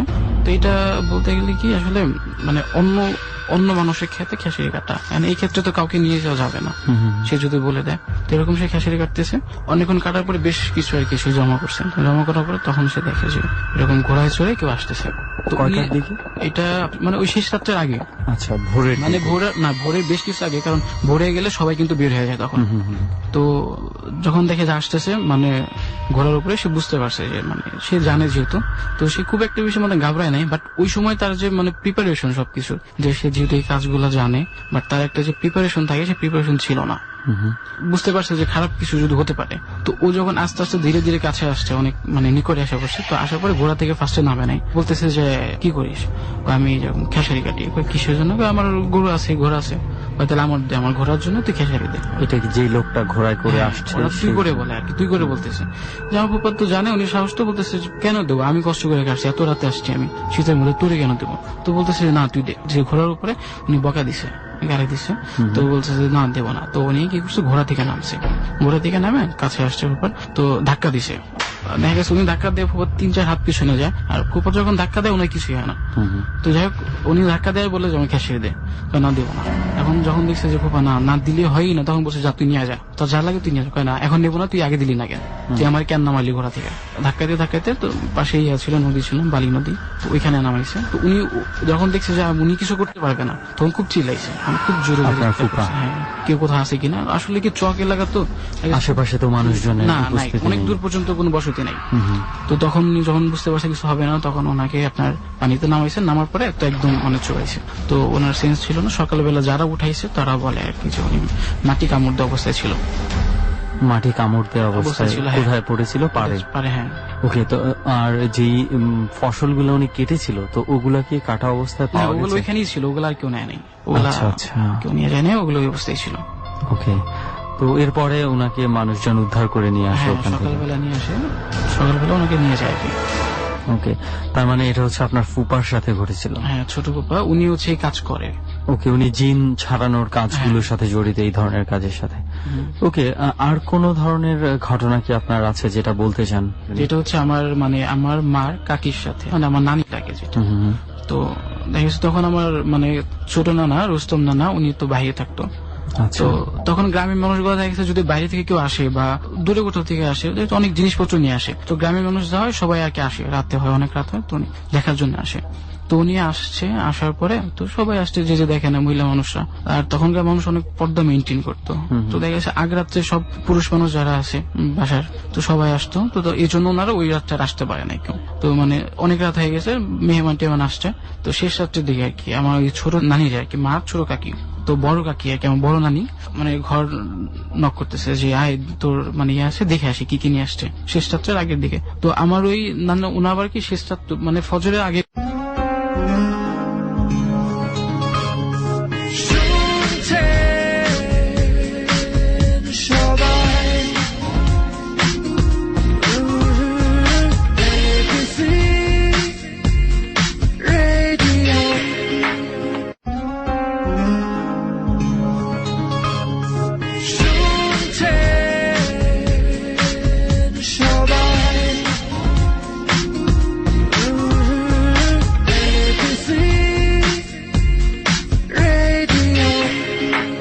উঠতো সবাই। তো অনেক মানুষ থাকতো একসাথে, রান্না বান্না করতে হতো সকালে। তো ফজরের আগে সবাই ওঠার অভ্যাস। তো উনি ভাবছে যে বড় কাকি, তো উনি যাবে, ওনার বড় বোন। তো ওনারা বাড়ি আর কি উনি আগে থাকতো একটু পাগল পাগল টাইপের, চুল টুল এলোমেলো থাকতো, সবার থেকে একটু অন্যরকম থাকতো। আর বেশিরভাগ ওনার সাথে ঘটনাগুলো ঘটছে। আচ্ছা। তো পরে উনি বের হয়ে যায় ওনার সাথে। তো বের হয়ে যায়, ওইটা আবার আমার মার নানি দেখে যে উত্তর বের হয়ে গেছে। ওনারা ভাবছে যে হয়তো বড় কাকিয়া ডেকে নিয়ে গেছে, যাক। উনি বলতেছে যে সামনে দিয়ে যায়, সামনে দিয়ে না পিছন দিয়ে যায়, ওদিকে অনেক মানুষ আছে, পেছন বাড়ি দিয়ে। বাড়িটা কেমন, ওটা হচ্ছে মানিকগঞ্জ জেলায় জাফরগঞ্জ এলাকা। তো মানে আমার নানু বাসাটা আমি বড়, মানে এরিয়াটা অনেক বড়, বাট যেখানে বাড়ি ওইখানে বাড়ি, পাশে হচ্ছে আপনার ভিটা বলে, ভিটাতে প্রচুর পরিমাণে গাছ, প্রচুর পরিমাণে গাছ ওইখানে। দিনের বেলা সূর্য আলো পড়ে না ভিতরে, এই অবস্থা, এত ঘন গাছপালা কি। তো পরে বাইরের বাড়ি দিয়ে ওনারা মানে রান্নাঘরের পেছনে ওদিক দিয়ে নিয়ে যাইতে বলে। পরে যায় উনি। তুই যাওয়ার পরে অনেকক্ষণ যায়। তো যাওয়ার পরে এদিকে যখন ওনাকে একটু খুঁজে পায় না, মানে এত রাত হয়েছে কোথায় গেল, শেষ রাত্রের দিকে পায়। তো তখন সবাই মানে চিল্লাচিল্লি করছে। আমাদের নানু বাসার ঘর হচ্ছে 4টা ঘর, তো 4 ঘরে সবাই বের হয়ে গেছে যে ও গেল কোথায় এত রাতে। তো পরে সবাই মানে খোঁজাখুঁজি করে পায় না। তো তখন আমার নানা লাইট ছিল, লাইট মেনে দেখেছে পানির মধ্যে হাঁটু পানি পর্যন্ত উনি নিচে নামানো। কে যে যাচ্ছে এটা দেখা যায় না, বাট ওনার ঘাড় বারবার নিচের দিকে ইয়ে করতেছে। তো তখন সবাই দৌড়ে যখন ওনাকে নিয়ে আসে, তো আসার পরে যেটা দেখে যে ওনার চোখ এত বড় বড় হয়ে গেছে, চুলে এলোমেলো, কাউকে চিনতে পারে না। মানে যা আছে আমার মা বলে যে মার দিকে তাকায় থাকে, মানে কাউকে চিনতে পারে না। পরে আমার নানা তো হুজুর টাইপের ছিল, দৌড় পরে ফুটো দেয়। 3 দিন কোনো কথা টথা বলতে পারতো না। তো ধীরে ধীরে স্বাভাবিক পরে ঠিক হয়ে গেছে। হ্যাঁ। ওকে, মানে এক এক করে তো 3টা ঘটনাই। আর আরেকটু বলি এখানে, ওনার সাথেই মানে ছোট একটা ঘটনা। উনি হচ্ছে পিঠা বানাতো শেষ রাতে দিকে আমাদের নানু বাসায়। তো পিঠা বানাইতে মানে বানাই দিচ্ছে দুজনে, উনি আর হচ্ছে ওনার মা। রান্নাঘর শুনলি চেনেন, পাটকাঠি যেটা বলে, এইগুলো রান্নাঘর। তো দরজা দিয়ে এরকম হাত দিছে, মানুষের মতো হাত দিয়ে বলতেছে যে আমার পিঠা দে। উনি তো বুঝছে যে এত রাতে তো পিঠা চয় কেউ না, দাঁড়া এখনো হয় নাই, তোর পরে দিই। তো কিছুক্ষণ পরে যখন ইয়ে করছে যে হাত বাড়া দিতে পিঠা দিতে হাত বাড়াইছে এরকম। তো উনি কি করছে, ওই যখন বলছে যে ওয়েট কর পরে দিই, উনি ওই সময় পিঠা ওঠানোর জন্য আপনার লোহার শিক থাকতো চিকন করে ভাজা পিঠা ওঠানোর জন্য, তো ওটা গরম দিয়ে রাখছিল। তো উনি ওই সময় ওইটা হাত দিয়ে দাঁড়িয়ে মানে ছেদ দেয়। তো হাওয়া করে চিল্লাচিল্লি করে যে যায়, মানুষের মতো কান্না করে, একদম মানুষের মতো। তো পরে সে চলে গেছে। তো ওই রাত্রে ওনারা পিঠা না বানায়, এবার দুজনে বাসায় চলে আসছে। এরপরে আর কোনো ধরনের প্রবলেম করে নাই ওনাকে? যেহেতু ওনার সাথে বেশ মানে প্রবলেম ওনার সাথে হইতো, মানে বেশিরভাগ ঘটনা ওনার সাথে ঘটতো। আচ্ছা। তো পরবর্তীতে আমি আর মানে শুনি নাই, অনেক আগের ঘটনা এটা, আমার মা তখন ছোট। ওকে, তো অনেক ধন্যবাদ তুর্য ভাই, মানে আপনার এই ঘটনাগুলো আমাদের জার্নিতে এসে বলার জন্য। আপনাকে ধন্যবাদ। আচ্ছা, আমরা তো অনেকগুলো স্টোরি শুনলাম, এবার কার স্টোরি শুনবো? এবারে আমার মনে হয় যে উনি আছে ডান্সার থেকে আমরা শুরু করি। ওনার কাছে আপনার নামটা? আমি রাহাত আর কি, ঢাকা গ্যান্ডারিয়া থাকি, গ্যান্ডারিয়া পুলিশ বাড়ি। আচ্ছা। মিলবাড়া রোড, আলামুল লেন পড়ছে, মাজার গলি। আচ্ছা, কি করেন আপনি? আমি স্টুডেন্ট আর কি, বিএস করতেছি কবি নজরুল কলেজ। ওকে, তাহলে রাহাত ভাই আমরা শুরুতেই চলে যাই আপনার প্রথম ঘটনার দিকে। ডট টিমের কাছে শুনেছে যে আপনার কাছে কিছু ঘটনা আছে, খুব ইন্টারেস্টিং কিছু ঘটনা, যে ঘটনা অনেকগুলো আপনার সাথেই ঘটেছে। তো আমরা প্রথমে কোন ঘটনাটা দিয়ে আপনি শুরু করতে চান? প্রথমে আমার নিজের ঘটনা দিয়ে বলি। ওকে, এই ঘটনাটা কতদিন আগের? এটা 2010 জানুয়ারির 15 তারিখ থেকে শুরু। ওকে, তাহলে আমরা শুরু থেকে শুনি যে কিভাবে কি হয়েছে। এটা হচ্ছে জানুয়ারির 15 তারিখ থেকে আর কি, আমার সাথে রাগটা কইরা আমি একটু ওই আর কি যে সুইচার টাইপের কিছু করছি আর কি। মানে আপনার, আমি বুঝি না এই বিষয়টা, আপনি আপনার মায়ের সাথে রাগ করে ঝগড়া করে সুইসাইড করার অ্যাটেম্প নিয়েছেন? হ্যাঁ, মানে ফাইজলামি টাইপের, যে আমাকে ভয় দেখাবো। আচ্ছা আচ্ছা। তো এটা সিরিয়াসলি হয়ে গেছে আর কি। তো হওয়া যাওয়ার পর দেখতেছি যে আমি ফাঁসির সব মানে এরকম দিছি, দেওয়ার পর হাত পা নড়াচড়া করতে সিরিয়াসলি হয়ে গেছে। মানে আপনি হচ্ছে কি কিভাবে কি করছিলেন এটা বুঝি নাই আমরা। কোথায় আপনি চেষ্টা এটা আমার করছেন? রুমটার মধ্যে, রুমটা আমার সামনে ড্রেসিং টেবিল, ওয়ার্ড্রপ, খাট, মানে হাত দিলেই সবকিছু পাওয়া যায়। আচ্ছা আচ্ছা। কিন্তু ওই রশিটা যখন বাঁধছি তখন যখন গলার মধ্যে ভালোভাবে করছি, তারপর ও আচ্ছা, আপনি আপনার ওখানেই কি এটা কি মানে কোনো কিছুর সাথে একটা পেঁচিয়ে এটা সেখানে আপনি একটা, এটা টিন টাইপের ছিল, বড় মোটা টাইপের শ্যাডো কাট। আচ্ছা আচ্ছা, ওখানে কোনো কিছু একটা পেঁচিয়ে আপনি সেখানে সুইসাইড করার একটা অ্যাটেম্প নিয়েছেন। তারপর মানে যদিও এটা ছিল ভয় দেখানোর জন্য, কিন্তু একটা পর্যায়ে মনে হচ্ছিল যে সিরিয়াসলি মানে সত্যি সত্যি ইয়ে হয়ে গেছে। ডর মানে ভয়। ছোট একটা বিরতির সময় হয়ে গেল, মাত্র 4 মিনিটের বিরতি। ডর শুনছেন আপনি আরজে কিবরিয়ার সাথে, সঙ্গে আছে সুমন, রেহান এবং সাউন্ডে রয়েছে লোবান। আপনারা আজকে শুনছেন হৃদয়, সাইফুল, বাচ্চু, রানা এবং জাহাঙ্গীরের জীবনে ঘটে যাওয়া অধিভৌতিক ঘটনা। 4 মিনিট পর আমরা আবারও ফিরে আসবো ডরে। ডর।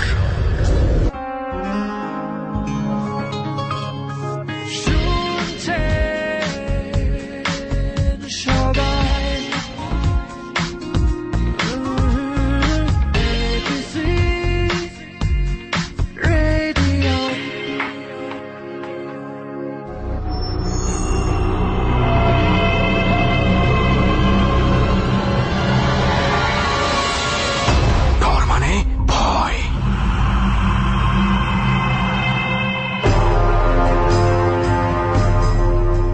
4 মিনিট পর আরো একবার স্বাগত ডরে। আপনারা শুনছেন এবিসি রেডিও FM 89.2। ডর চলাকালীন আমরা বেশ কিছু ছবি ফেসবুকে দিয়ে থাকি। আপনারা চাইলে ফেসবুকে আসতে পারেন। আমাদের ফেসবুকের ঠিকানা www.facebook.com/ABC Radio FM 89.2। আমি আবারও বলছি www.facebook.com/ABC Radio FM 89.2। আজকে ডরের 51তম পর্বের যারা অতিথি তারা হচ্ছেন নাজিব, তুর্য, রাহাত এবং আকাশ। এই 4 জন বলবেন তাদের জীবনে ঘটে যাওয়া অধিভৌতিক ঘটনা। ফিরছি ঠিক সেখান থেকে যেখানে আমরা বিরতি নিয়েছিলাম। ডর। সুইসাইড করার অ্যাটেম্প নিয়েছেন? হ্যাঁ, মানে যে আমাকে ভয় দেখাবো, ফাঁসির সব মানে এরকম দিছি, দেওয়ার পর হাত পা নড়াচড়া করতে সিরিয়াসলি হয়ে গেছে। রুমটার মধ্যে, রুমটা আমার সামনে ড্রেসিং টেবিল, ওয়ার্ড্রপ, খাট, মানে হাত দিলেই সবকিছু পাওয়া যায়। কিন্তু ওই রশিটা যখন বাঁধছি গলার মধ্যে ভালোভাবে করছি, এটা টিন টাইপের ছিল, বড় মোটা টাইপের শ্যাডো কাট। আচ্ছা আচ্ছা, ওখানে কোনো কিছু একটা পেঁচিয়ে আপনি সেখানে সুইসাইড করার একটা অ্যাটেম্প নিয়েছেন। তারপর মানে যদিও এটা ছিল ভয় দেখানোর জন্য, কিন্তু একটা পর্যায়ে মনে হচ্ছিল যে সিরিয়াসলি সত্যি সত্যি ইয়ে হয়ে গেছে। তারপর তো দেখলাম এটা করার সাথে সাথে আমি জ্ঞান হারিয়ে ফেলছি। যাই হোক, আমি আল্লাহর রহমত আর কি বেঁচে যাই। তারপর দেখলাম যে জ্ঞান ট্যান ফিরছে। এরপরে কিভাবে বেঁচে যান আপনি? এটা অ্যাকচুয়ালি ছিঁড়ে দেখি যে আমি নিচে পড়ে আছি, তখন আমার কপাল দিয়ে রক্ত ঝরছে। ও আচ্ছা, আপনি যে কোনো কিছু একটা পেঁচিয়ে আপনি সুইসাইড করতে গেছিলেন, মানে সেটা কোনো কারণে ছিঁড়ে গেছে, আপনি নিচে পড়ে গেছেন। দেখি যে আমি শুয়ে যে মাথা দিয়ে রক্ত পড়ছে, তখন আমি নিজে থেকে গেটটা খুলি। খোলার পর সবাই ঘরের ভিতরে ঢুকে, যেহেতু ঘরটোর লোহার গেট ছিল, ভাঙতে পারেনি। তখন তারপর আমার চিকিৎসা হয়, আমি 2 দিন পর্যন্ত আর কি কথা বলতে পারিনি। আচ্ছা। ফার্স্ট আর একটা ঘটনা, যে আমি যখন ঘুমায় থাকি রাত্রে 3য় দিন, দেখি যে ওই উন্নাটা প্রায় মাগরিবের নামাজের পর দেখি উন্নাটা আমার পাশে পড়ে আছে আর কি, সেম একই রকমের গিফট দেওয়া। এটা মানুষ যেটা এই ওড়নাটা দিয়ে আচ্ছা আপনি সুইসাইড করতে চেয়েছিলেন, সেই ওড়নাটা পড়ে আছে।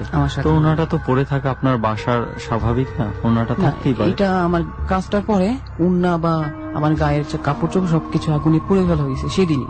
ওকে, মানে আপনি যখন এই সুইসাইডটা করতে যান, এরপরে সামহাও যখন বেঁচে যান, মানে তখন আপনার বাড়ির লোকজন যে ওড়নাটা দিয়ে আপনি সুইসাইড করতে চেয়েছিলেন এবং যেই পোশাকটা তখন আপনার পরনে ছিল, এগুলো সব আগুন ধরিয়ে দিয়েছে। কিন্তু তার পরের দিন আপনি ওই ওড়নাটা আবার দেখতে পান যে আপনার বিছানায়। হ্যাঁ, দেখতে পাই। সেম ওইভাবেই? হ্যাঁ, ওইভাবেই। তারপর তারপর এটা না আমি কোনো আর ভাবি নেই যে এটা চোখের ভুল হইতে পারে, তো বাদ দিয়ে দিলাম। প্রায় 2 দিন পর দেখলাম যে যেখানে আমি এই কাজটা করছি সেখানে সেম আমার মতো একজন অবিকল সেখানে জুড়তেছে, উনি আত্মহত্যা করতেছে। Oh my God, মানে কোথায়, মানে আপনি কোথায় চেষ্টা করছেন? আপনার রুমের এবং আপনার রুমেই দেখছেন যে আপনার মতোই একজন ঝুলছে। তারপর তো এটা না আম্মুর কাছে বললাম যে আম্মু যে এরকম ঘর হইতেছে।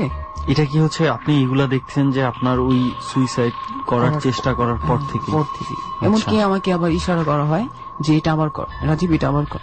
আচ্ছা আচ্ছা। তারপর ভয় যেত যে এটা আবার করবো কেন, এরকম কেন ইশারা করা হয়? মানে যে লোকটা মানে আমার সেম ফাঁসি দিচ্ছে। আচ্ছা আচ্ছা, মানে আপনি যেটা দেখতে পান যে ঝুলে আছে, মানে সেখান থেকে আপনাকে ইশারা করা হচ্ছে যে আপনি আবার ট্রাই করে দেখেন এটা। এর পরিস্থিতির পরে আমি আম্মুকে বললাম যে আম্মু আমাকে এরকম ভাবে বা এরকম সমস্যা হচ্ছে এই ঘরটা। তো আম্মু 1 মাস পরই ঘরটা ছেড়ে দিল। এই ভয়ের কারণে যখন আপনার মায়ের কাছে বললেন যে আপনার বাসাটাই ছেড়ে দিলেন? হ্যাঁ, বাড়ি ছেড়ে দিলাম। তো বাড়ি ছেড়ে দেওয়ার পর যে বাড়িতে আমরা নতুন উঠলাম, তো এই বাড়িতে 1 মাস। কোথায় উঠেছেন? একই এলাকায়, পাশের বাড়ি। আচ্ছা। তো 1 মাস ভালো ছিলাম, 1 মাস ভালো ছিলাম। এরপর থেকে মানে শুরু হলো আবার যে রাত্রি সমস্যাটা হয় বেশি। ঘুমানোর সময় দেখি যে কালো ছায়ার মতো, ফার্স্ট আমি আগে দেখতে পারতাম না, শুধু কালো ছায়া এরকম মনে হইতো আর কি, যে কিছু ঘরের মধ্যে হাঁটা চলা করতেছে, আমি ভয় পেতেছি এরকম। দেখলাম যে আশেপাশে এখানে থাকে, কতক্ষণ পায়ের কাছে, কতক্ষণ মাথার এখানে আসে, আয়নার ড্রেসিং টেবিলের সামনে এরকম। আচ্ছা আচ্ছা। তো এরকম পুরো ভয় পেতাম, ভয় পেলাম কি চাদর মোড়া থাকতাম। তো নেক্সট টাইম আবার দেখলাম নেক্সট দিনে যখন আসে ঝিমঝিম হয়ে যায়, যেরকম মানুষের হাত পা অবশ হয়ে যায় না, হাত পা ঝিমঝিম করে, পুরো ঘরটা এরকম আর স্তব্ধ হয়ে যায়, যে মানে কোনো শব্দ নাই এরকম কিছু। তো দেখলাম এটা হলেই যে আপনি বোঝেন যে এই জিনিসটা আবার হয়তো আবার হবে এরকম। তখন দেখলাম যে তখন আবার দেখতে পাই, ফার্স্টের দিন তো দেখিনি ছায়াটা মনে হয়েছে যে ঘুরতেছে। পরের দিন দেখলাম যে সোফার মধ্যে বসলো। কখন দেখলেন? পরের দিন আর কি। পরের দিন কয়টার দিকে? রাত্রি, রাতের বেলা দেখছেন যে আপনার ঘরে সোফায় বসে আছে? বসে আছে। কি বসে আছে? ওই আর কি খারাপ জিনিসটা, যে তখন দেখলাম যে হয়তো একটা মহিলা টাইপের মতো লাগলো, যে বড় বড় চুল দেখলাম। কিন্তু যখন আবার আসলো ড্রেসিং টেবিলের সামনে তখন আবার মাথায় চুল নেই। তারপর দেখলাম। আর আপনি কি করছেন তখন? তখন আমি চাদর মোড়া দেয়, আমি চোখ টুকু আর নাক যেহেতু নিঃশ্বাস নেওয়ার জন্য অতটুকু বের করে পুরো শরীরে চাদর দিয়ে ঢেকে রাখছে। তো দেখলাম যে কি করে, দেখলাম নাই এরকম। পরে দেখি আমার পায়ের কাছে আছে, আটখা এসে গলার মধ্যে ধরলো। গলার মধ্যে টিপটা মানে এরকম প্রচুর গলার চাপ দেওয়ার ধরে রাখলো। তো আমি দমদম আটকে গেলাম যে কাউকে বলবো বা কাউকে চিকাতে বলবো, এরকম হচ্ছে, সেটার পাই না। তো আমরা ভাগ্যি যে তোমার পাশে শুয়ে থাকে, এটা বোবা টেবিল হইতে পারে, যে কোনো মানুষের গায়ে টাচ করলে আমি হয়তো এটা আমার ছেড়ে দিবে। আচ্ছা আচ্ছা। তখন আমরা ভাগ্নিকে ধরার জন্য ট্রাই করলাম, তো ওর কাছে আবার ধরতে পারতেছি না। হাতটা ওর কাছে নেই ঠিকই, কিন্তু হাতটা কে যেন হাত দিয়ে উঠে নিয়ে আবার সরে ফেলে আমার বুকে হাতটা রেখে দেয়, এরকম মনে হয়। পাশে আমি গ্লাস রাখি পানি ভর্তি সবসময়, যে রাত্রে পানি পিপাসা লাগে। তো ভাবলাম যে এটা করলে হয়তো শব্দ পাইবো, গ্লাসটা পড়লে কেউ উঠে আসবো, বাট সেটা আমি ধরতে পারি না। আল্লাহ আল্লাহ করতে করতে মনে মনে অ্যাকচুয়ালি এটা এখনো সে আপনাকে গলা চেপেই ধরে রাখছে। তো মনে মনে আল্লাহ আল্লাহ বলতে বলতে অ্যাকচুয়ালি এটা থেমে যায়, পরে আমি আর কি সুস্থ হয়ে যাই। প্রায় আবার এরকম 2-3 দিন পর তখন ঘরে লাইট টাইট জেলে কিছু দেখেছেন? যে না, তখন আম্মাকে বলি যে আম্মা লাইট ধরান। তখনই চলে আসে আপনার আম্মা? আম্মু পাশে আমাদের রুমটা হইলো আর কি, যে ঢাকার মধ্যে 3টা রুম একত্রে করলে একটা রুম যত বড় হয় তত বড় একটা রুম। ওই পাশে আব্বু রাত্রে কাজে যায় বাহিরের, আম্মু থাকে পাশে, মানে আম্মু ওই সাইডে থাকে, আমরা খাটের থাকি আর কি। তো আম্মাকে বলি যে লাইট ধরান, এভাবে সারা রাত লাইট ধরানো থাকে। লাইট ধরানো থাকলে আর একটা সমস্যা হয় না। আমি আরেকটা কিছু ঘটনা বলতে ভুলে গেছি, যে প্রায় এই ঘটনা কিছু মানে গেট টেপের দিন পর হয়, একসাথে হয় না। এরকম আরেকদিন হয়েছে, ওই সেম একই রকমের আসে, যখন বুঝতে পারি আসা ঘুরে বা দেখতে পাই না, তখন দেখি আমার পিছে আমার ঠিক বাম সাইডটা ধাক্কা মারতেছে।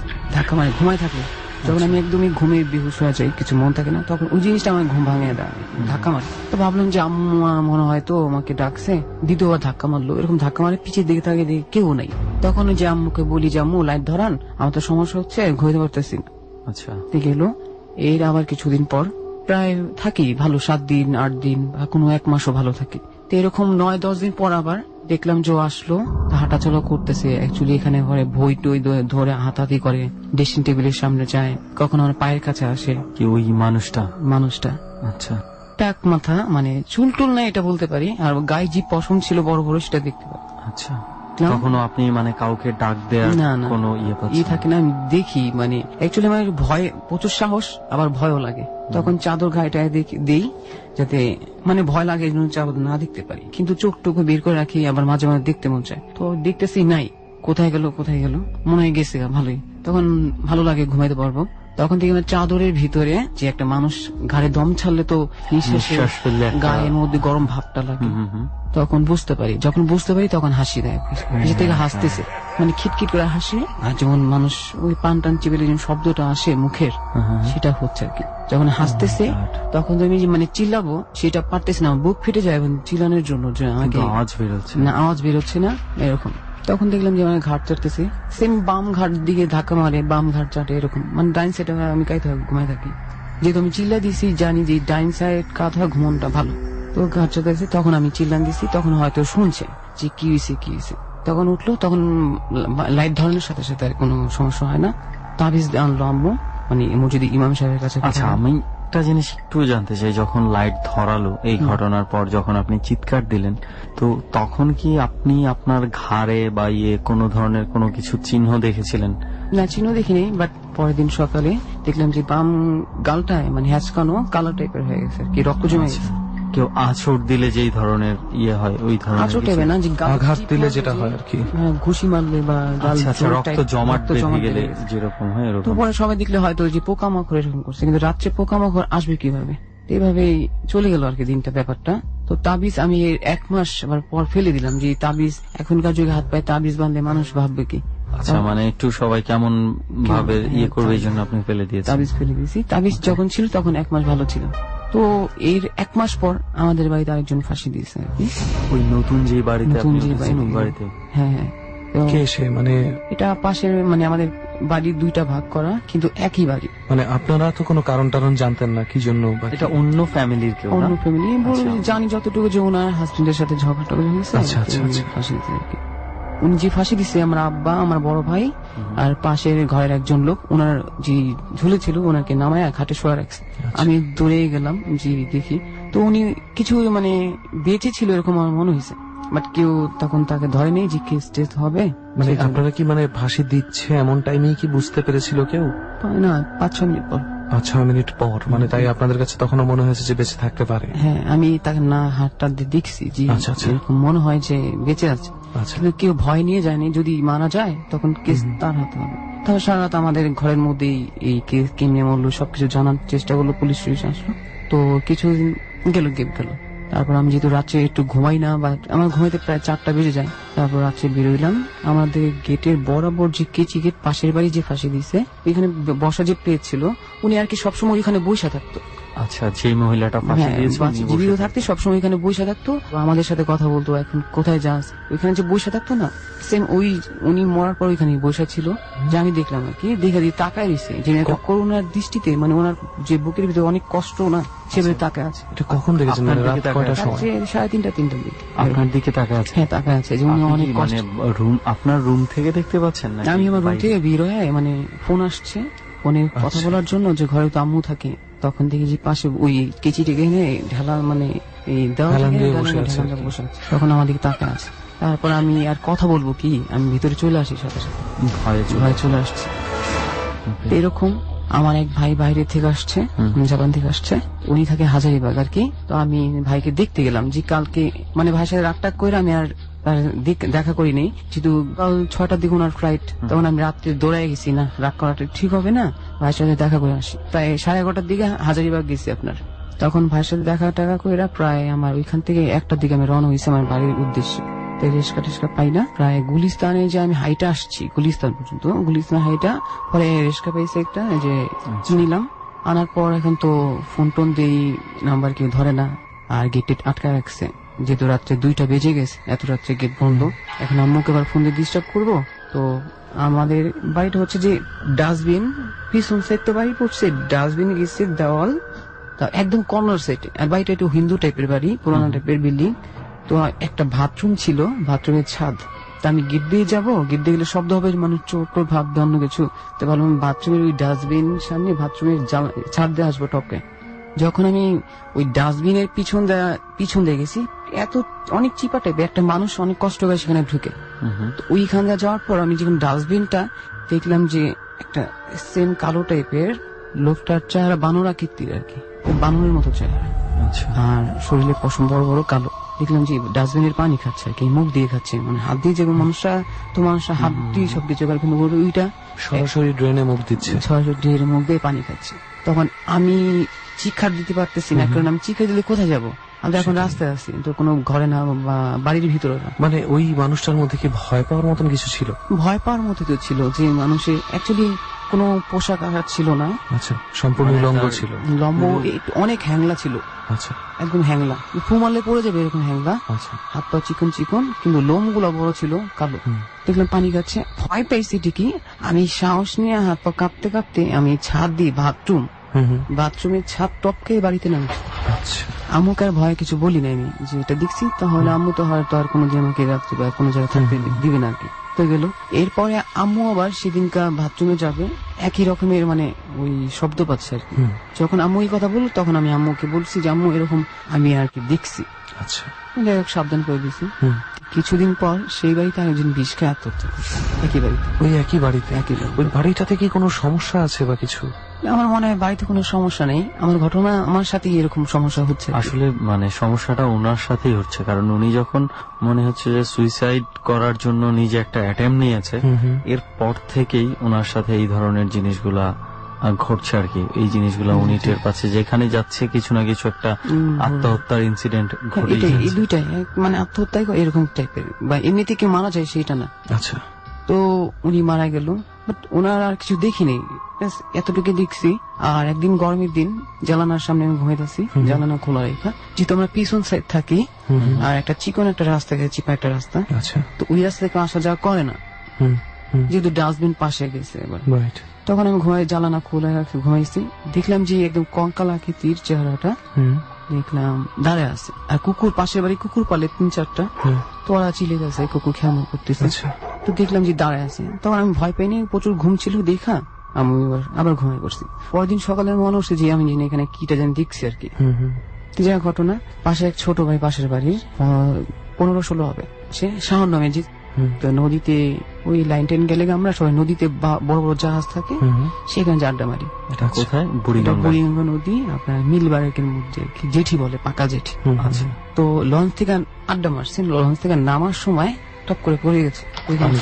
ওই লঞ্চে যে থাকে না, চুবি না কি যেন ছিল, ওটার সাথে ধাক্কা লেগে মানে উষ্টাকা পড়ে গেছে। আচ্ছা, তো ওইখানে পড়ে সাথে সাথে মানুষ হাবুডুবু খায়, ওই না একবার নিচে চলে গেছে। মানে সে কি একেবারেই সাঁতার জানতো না বা কিছু? না, সাঁতার জানতো, যেহেতু এলাকার পাশে। কিন্তু আপনার বলার ভঙ্গি দেখে মনে হলো যেন জড় বস্তুর মতন পড়েই ডুবে গেছে। সাঁতার জানতো, বাট তেমনটা না, ভয়ে সাঁতার নামতো না, কখনো সাঁতার কাটতে দেখিনি, আর সাঁতার কিছুটা জানতো। তারপর পড়ে গেছে, বাট আমি তো দেখিনি, সবাই বলছে যে পড়ে গেছে। আমি খবর পেয়েছি, যেহেতু আমি একজন ভালো একজন সাঁতারু, আমি নিজে মানুষকে আমি সাঁতার শিখাই, ঢাকার বাইরেও যাই, তো মনে মনে খারাপ লাগলো যে আমাকে কেন বললো না, আমি তো অন্তত চেষ্টা করতাম বাঁচানোর জন্য। তারপর শুনলাম যে মারা গেছে, লাশ নিয়ে আসতেছে, লাশ নিয়ে দেখতে, লাশ পেতে কোনো সমস্যা হয়নি তাই না? প্রায় ডুবছে 10টার দিকে, লাশ পেতে প্রায় 3 ঘন্টা পার হয়ে গেছে, 2টা-1:30 দিয়ে এরকম দিকে লাশ। আপনি তো ভালো সাঁতারু, আপনার কি মনে হয় যে একটা লাশ ওভাবে, যেখানে জাহাজগুলো তো জেটিতে রাখা থাকে, তাই না, তো জেটির ওখানে পানি তো খুব একটা গভীর না? না, পানি গভীর, কতটুকু গভীর হতে পারে? হবে প্রচুর, সেটা তো বলতে পারি না, অনেক গভীর। মানে ওখানে লাশ হারিয়ে গেলে কি 3 ঘন্টা লাগার কথা খুঁজে পেতে? হ্যাঁ, 3 ঘন্টা লাগার। আচ্ছা আচ্ছা, সেটাই। আর সেখানে প্রায় প্রতি বছর বর্ষার সময় মানুষ 2-1 মারা যায় আর কি। আচ্ছা, তো বাড়িতে নিয়ে আসলে রাত 2টা এরকম 3টা বাজে, তখন আমার বাড়ির সবাই, আব্বা আম্মা, আমার বোন, পাশের বাড়ি সবাই দেখতে গেছে, যেহেতু এলাকার ভালো ছিল, দেখলে সালাম দিত। তো গেল, এখন ঘরে আমি একা, যে ভাবতেছি যে দেখতে যাব না দেখতে যাই, যেহেতু এলাকার ছোট ভাই মারা গেছে, দেখা উচিত। তখন আমি দেখতে গেলাম, তখন আম্মু দেখলাম আমাকে যে তুই আসছো কেন, তুই তো ভয় পাস, তোর তো সমস্যা আছে। আমাকে না দেখে আমি চলে যাবো। তারপর আম্মুর পাশে আমি, তখন যে লাশটা অ্যাকচুয়ালি মানুষ বাঁচানোর জন্য চেষ্টা তো করে, যে মরার খাটে যেটা গোসল করায় সেটার মধ্যে শোয়া রেখা তেল ডলতেছে, তেল লবণ টবণ ডলতেছে শরীরে, সারা শরীর। কেন? শরীরটা গরম হয় যদি বেঁচে ওঠে। আসলে মানে বুঝছিস না, মানে কাছের মানুষ যারা, আসলে বিশ্বাস করতে তো কষ্ট হয়ে যায়, তো শেষ চেষ্টা, মানে তারপরেও আর কি করে যাচ্ছে, যদি কিছু হয়। কিন্তু এ অনেক চেষ্টা করতেছে, এমনকি বুকের মধ্যে এই যে শরীর ঝাঁকি দিয়ে একদম লাস্টে আলগায় ঝাঁকি দিতেছে, পেটের মধ্যে চাপ দিতেছে। একটা মানুষকে মানে প্রচুর কষ্ট হইতেছে দেখতে। একটা মানুষ হয়তো জীবিত থাকলে এমন হয়ে করলে জীবিত মানুষও মারা যেত। ঝাঁকি দিতেছে, উঁচা উঠতেছে, পরে লাস্টে শোয়া বা পেটের মধ্যে যা দিতেছে পানি বের হয়ে যায়, মুখ দিয়ে ফেনা টেনে বের। ওই মুহূর্তে আমি ওগুলো দেখা মনে হচ্ছে যে লাস্টটা উইঠা আমার দিকে আসতেছে, হাত বের কাছে। মানে এরকম আপনি দেখতে পাচ্ছেন মনে হচ্ছে? হ্যাঁ মনে হচ্ছে। তা আম্মাকে আমি বলবো যে আম্মা আমাকে ধরেন, এটা সব বলার মানে অতটুকু আমার নেই। পাশে একটা খাম্বা ছিল ইলেকট্রনিকের যে খাম্বা, সেটা থেকে ধরবো, সেটা ধরার আগে আমি নিজে পড়ে গেছি, আমি জ্ঞান হারাই ফেলছি। আচ্ছা, জ্ঞান হারার পর সবাই আমাকে জ্ঞান হারানোর আগে পর্যন্ত আপনি দেখতে পাচ্ছিলেন লাস্টে আপনার দিকে আসছে? আমার দিকে আসতেছে, ওটা দিকে আমি ভয় পেয়ে নিজে অজ্ঞান হয়ে গেছি। পরে যখন জ্ঞান ফিরছে তখন দেখলি আমি ঘরে আমাকে হাত পায়ে টেল দোলতেছে। লাস্ট আগে যখন ডলতো, এখন আমার হাত পায়ে টেল দোলতেছে, যেটা আমার শরীর তো যাই হোক। এরপর থেকে আমি লাস্ট আর দেখি না, কারণ দেখা হয়তো আমার পক্ষে ক্ষতি হয়ে যায় আর কি। এই কিছুদিন পর মানে আমার খালতো বোন ও আত্মহত্যা করছে। ওর সাথে দেখা হয়েছে যেদিন মরবে এর একদিন আগে নিউ মার্কেটে যখন আমি শপিং করতেছি ফ্রেন্ডের সাথে, ও আর বয়ফ্রেন্ডের সাথে শপিং করতেছে। আচ্ছা, আমি দেখিনি, কিন্তু আমার বোন আমাকে দেখা দৌড়ায় আমার গলা ধরলো যে ভাই তুই এখানে। আমি কি তোর কতদিন পর দেখলাম, তোর ফোন টোন বন্ধ, তোরে খুঁজে পাই না, তার নাম্বার দিয়ে যা, আমি কালকে বাসায় যাবো। আচ্ছা ঠিক আছে, কালকে যাইস, আমি থাকবো। তো ওর রাত্রে 1:30টার দিকে খবর শুনছি যে ও মারা গেছে ওই দিন রাতে। অথচ আপনি তো তাকে মোটামুটি হ্যাপি অবস্থায় দেখেছেন। বিকেল টাইমে দেখছি। তাহলে কি ঘটেছিল আসলে? ফ্যামিলির সাথে বা ফ্রেন্ডের সাথে কিছু কয়েক ঘন্টার মতো পারিবারিক কারণে হয়তো, মানে পারিবারিক হ্যাপি ছিল। কিছু জিনিস আছে যে তুই দূর থেকে বাইরে থেকে দেখে বোঝা যায় না অনেক কিছুই। তো যাই হোক, মানে কিছু একটা প্রবলেম ছিল যে জন্য সে মানে সুইসাইড করেছে। হ্যাঁ, তখন প্রায় যাত্রাবাড়ি আলামিন রোড কাছাকাছি আমাদের গ্যানারি থেকে। আচ্ছা, তো লাস্টটা মানে এলাকার চাচু বা মা মাটি দিয়ে দিচ্ছে যে এটা কেস কামারি হবে। আচ্ছা, পুলিশ টুলিশ আসবে, মাটি দিয়েছে। আমরা লাস্টটা যা দেখতে পারিনি। আচ্ছা আচ্ছা, ওনারা খুব তাড়াহুড়ো করে মাটি দিয়ে দিয়েছেন। আমরা তখন আমাদের খালা আন্টির বাড়ি গেলাম। যাওয়ার পর যেহেতু লাশ দেখতে পারিনি, কবরটা তো দেখবো, এতটুকু সান্ত্বনা তো থাকে। ডর মানে ভয়। প্রত্যেকের জীবনে এমন কিছু না কিছু ঘটে, যেমনটা আজকে আমাদেরকে বলে যাচ্ছেন নাজিব, তুর্য, রাহাত এবং আকাশ। আপনার জীবনেও কখনো না কখনো ঘটেছে, হয়তো পাত্তা পেয়েছে কিংবা পাত্তা দেননি। কারো কারো জীবনে এমন ভাবে ঘটে যা সারাটা জীবন সে মনে রাখে, মনে দাগ কেটে যায়। সেরকম কিছু ঘটনা নিয়েই আপনি যদি আমাদের এই ডরে অংশগ্রহণ করতে চান, প্লিজ আমাদেরকে ফোন দিন। আমাদের ফোন নাম্বারটি হচ্ছে 09613892 আমি আবারও বলছি 09613892 আরো একটা বিরতির সময় হয়ে গেছে। ফিরবো ঠিক রাত 1টায়। ডর।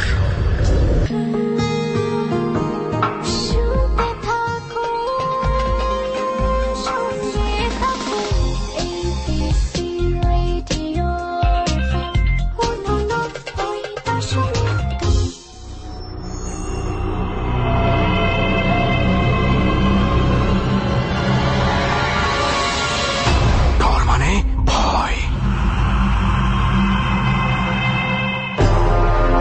সময় রাত 1টা, শুনছেন ডর, এবিসি রেডিও FM 89.2 এ।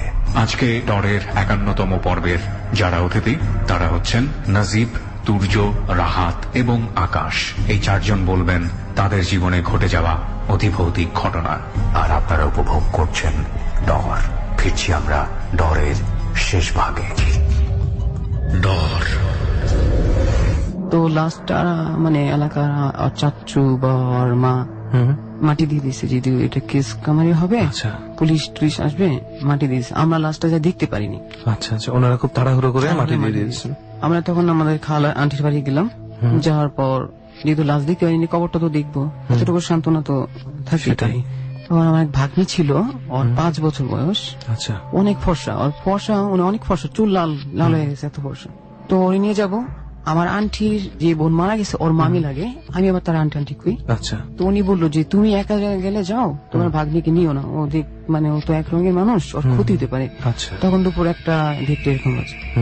তারপর ঠিক আছে আমি একা গেলাম দিনের বেলা দুপুর 1টা-1:30টার সময়। আচ্ছা, তখন আমি দেখি বাড়ি থেকে 10 থেকে 12 হাত দূর যাওয়ার সাথে সাথে যে মরা লাশের গায়ে যে আতর সুরমা টুরমা দেওয়া হয়, সেই গ্রানটা আমি পাইতেছি আর কি। আচ্ছা, যে আমি আমার সাথে সাথে পাইতেছি। হয়তো কোনো লাশ টাস নিয়ে গেলে বুঝতাম যে লাশ নিয়ে গেছে, তার গায়ে থেকে হয়তো গন্ধ হইতেছে, কিন্তু সেটা না। আচ্ছা, শুধু আমি পেতেছি। আর রাস্তাটা একটু নিরূপ টাইপের ছিল, লোকটা কম। ওকে। যেহেতু হয়তো ওই এলাকার মানুষ, আমার বোন মারা গেছে থেকে সবাই তার আমাদের বাড়িতে আসতেছে, এই জন্য কেউ নাই। তো আমি দেখলাম যে গান টান পাইতেছি, তখন আমি খুশি হইলাম যে এটা আমার বোন হয়তো আমার পাশে আছে। আচ্ছা, প্রায় কবরস্থান থেকে আবার কবরস্থান যখন যাব, কবরস্থান হয়তো আমার 15 হাত দূরে এরকম, তখন গানটা চলে গেছে। আচ্ছা, গানটা চলে গেছে। ভিতরে যায় দেখি যে একজন লোক তসবিহ পড়তেছে, সাদা জুব্বা টুব্বা পরা, কবরস্থানের ভিতরে একটা উঁচা টাইপের আছে পাকা, সেখানে। তো যাক ভালো, আমি কবরস্থানের ভিতরে কবর খুঁজতেছি যে তোমার বোনের কবর কোনটা সেটা। তারপর পাই না, পরে লোকটাকে আমি সালাম দিলাম। তো উনি আমি সালাম দেওয়ার সাথে সাথে উনি দাঁড়ায় গেল, দাঁড়ায় কবরস্থানের ভিতরে চলে গেল, ভিতর দিকে। আমি মানে অবাক হয়ে গেলাম যে কেমন, যে সালামের উত্তর তো দিল, অন্তত দিল না। কোথায় চলে গেল উনি? কবরস্থানের ভিতরে আর কি। কবরস্থানের ভেতরে দিকে উনি ভেতরেই ছিলেন, বাট আরো ভেতরের দিকে চলে গেলেন। মানে এক পাশে ছিল না, দিয়ে একদম কথা না বলে ভিতরে চলে গেছে। উনি যাওয়ার সাথে সাথে কবরের ভিতরে কোথাও থেকে মানে অনেক ঘ্রাণ, চকলেটি ঘ্রাণ বেরোচ্ছে। আচ্ছা, প্রচুর ঘ্রাণ বেরোচ্ছে। তো ভালো, আমি বোনের কবর খুঁজতেছি। এক সময় বৃষ্টি নেমে গেছে, প্রচুর বৃষ্টি, কবরস্থানে কাদা কাদা হয়ে গেছে। দেখলাম একটা নতুন কবর, তো ভাবলাম সেটা আমার বোনের কবরই হবে। ওই কবরে 2টা পুকুর ছিল, বড় বড় 2টা পুকুর ছিল, পাশে বাঁশ বাগান, এরকম বাঁশ ক্ষেতের। তারপর 2টা পুকুর, একটা পুকুরের পুরো পদ্ম ফুল দিয়ে ঢাকা হয়ে গেছে, বাকি একটা পুকুর ঘাট থাকে, জমিদার আমলে যে ঘাটলা তৈরি করা থাকে ওই প্যাটার্ন, ওইখান থেকে পানি। এখন তো আমি কিছু নিয়ে যাইনি, ওই যে নারকেল আছে না, নারকেলের খোসা, ওটা নিয়ে আমি পানি নিয়ে কবরে ঢালতেছি। আচ্ছা, কবরে কবর লিখতেছে আর কি। লেখাটা বা শেষ হয়ে গেছে, হাত পা কাদা, এখন হাত পা ধুইব। বাট ওই পুকুরটা দিয়ে অ্যাকচুয়ালি আমার ভয় লেগে গেছে যে পুকুরটা এরকম কেন, কেমন আর পুরোনো টাইপের পুকুর, পদ্ম পাতা সহ পুকুরটা। হ্যাঁ হ্যাঁ, আচ্ছা, বাঁশ ঝাড়টা ভরা পুকুর 2 সাইডে। এখন আমি ভাবলাম না, পুকুরটা আমার কাছে অ্যাকচুয়ালি ভয় লাগতেছে পুকুরটা দেখে। আচ্ছা, যেটাতে আমার ধোঁয়ার দরকার নেই, আমি বাসে যেতে হবে।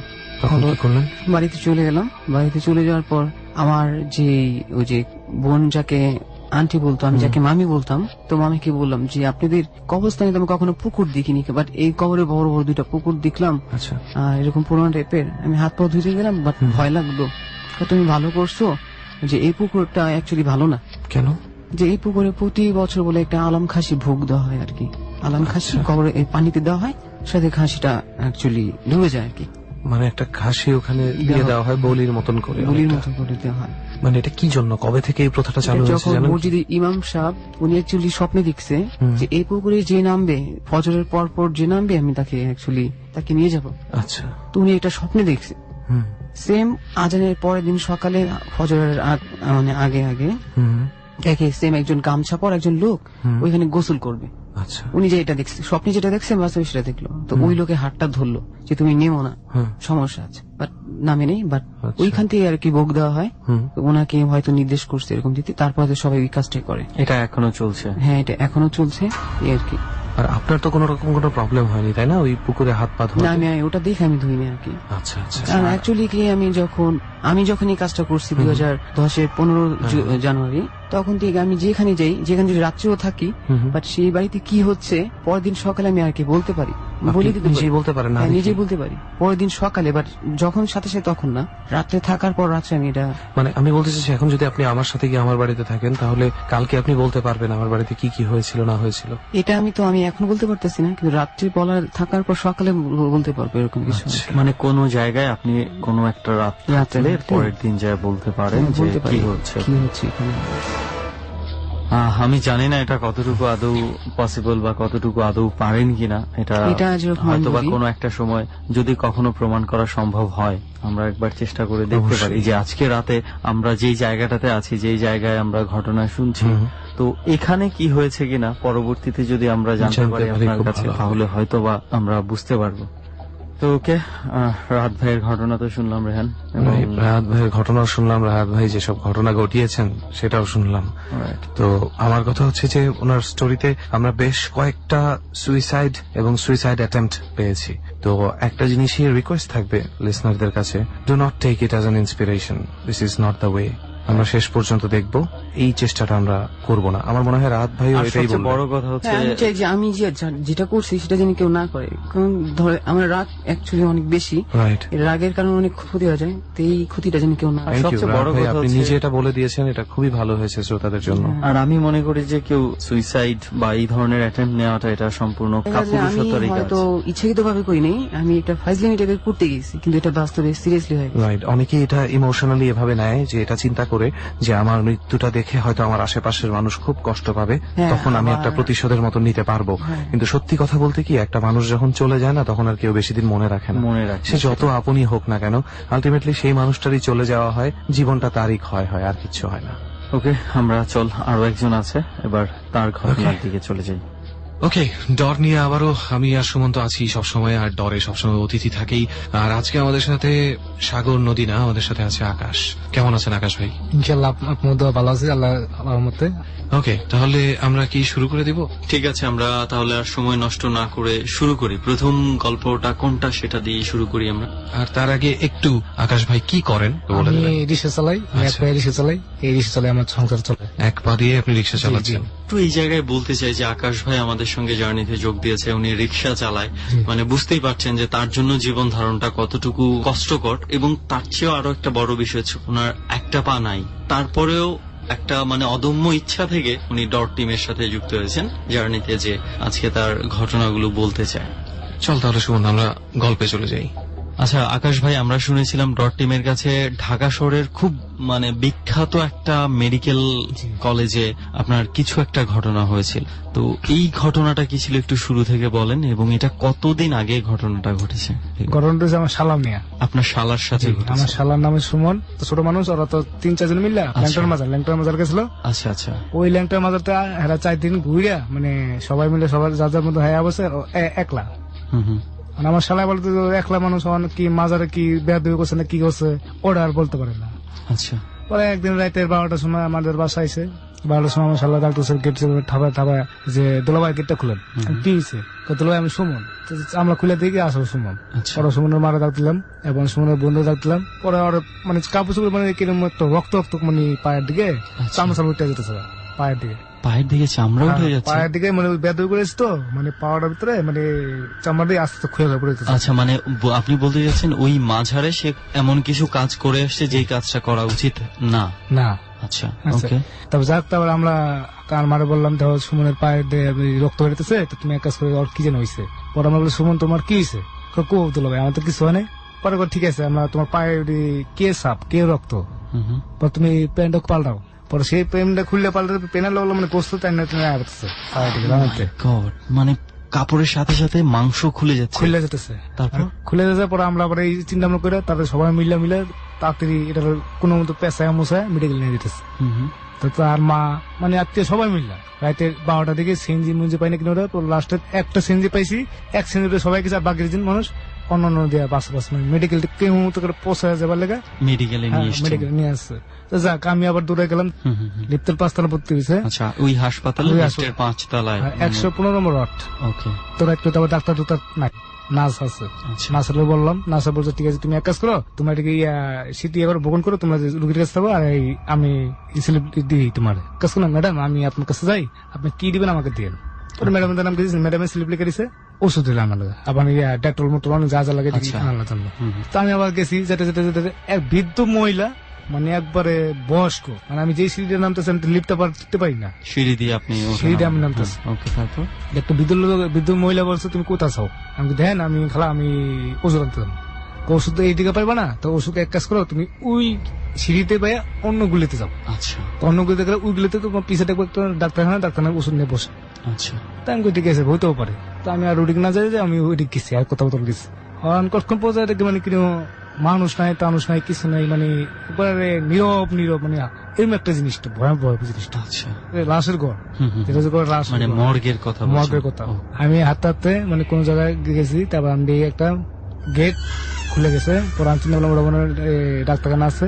আচ্ছা, তা আচ্ছা। আমি ওই ডাক্তারের মনে মনে যে আমি ঘরটা ঢুকছি, ঢুকে দেখি কি মানে আপনি মানে একটা দরজা খোলা দেখে আপনি ভেতরে যাচ্ছেন যে হয়তো বা এখানে কেউ থাকতে পারে, জি জি সেই জন্য আপনি ঢুকেছেন জি ভেতরে। জি জি আমি দেখছি যে জর্দা খুলছে কে জানি, আমার সামনে ডাক্তারখানা আছে।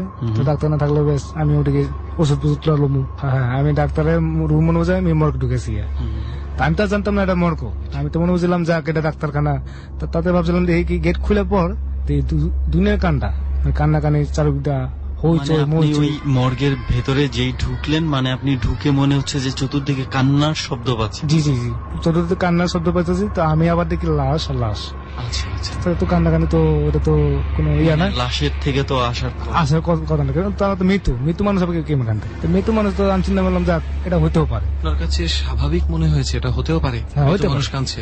তখনই ভৌতিক কোনো কিছু একটা ধরে নিয়ে যে স্বাভাবিক ভাবে নিজের সাথে যে হ্যাঁ ভৌতিক কোনো কিছু ব্যাপার হলে অ্যাটলিস্ট আমার ধারণা উনি বোঝাতে চেয়েছে যে অ্যাটলিস্ট উনি ব্যাপারগুলোর সাথে ইউজ টু। আচ্ছা জি জি যাক আমি চিন্তা করলাম এই লাশ এই ঘরটা আমি এবার কেমে যাবো, তো এটা তো ডাক্তার করি না। তো আমি তো মোরগে বললাম তা আমি কেমনি চলে যাবো। তা আমি যাইতে লইছিলাম, পিছিয়ে আমার কিছু ডাক্তার এই ছেলে এদিকে আসো, এই ছেলে এদিকে আসো। আমি আবার পিছিয়ে চাই ঠিক মোরগে গিয়ে ডাক দিব আমার পিছনে কিছু নাই। তখন আমি চিন্তা করলাম যাক কিছু নেই, মানে মনের ভুল তোরা এটা আমাকে একটা অভ্যাস, আমার বুট পেটনির দিকে আমাকে একটা কার্য বেশি থাকে আর আমাকে সাহস বেশি, এটা দেখে আমাকে একটা ইয়ে আছে কায়দা আছে। তাই এরকম ভয় পেলে চলবো না। তো ঠিক আছে আমি আবার গেটটা আমি আবার ভয় তুলেছি, চুরি মানে ভয়ঙ্কর চিৎকার। তখন আমি কি এত ভয়ঙ্কর চিৎকার জীবনে শুনে আর আমি দেখি আমি আশেপাশের কোনে আমি ছাড়া কোনে আর খাই লাশ।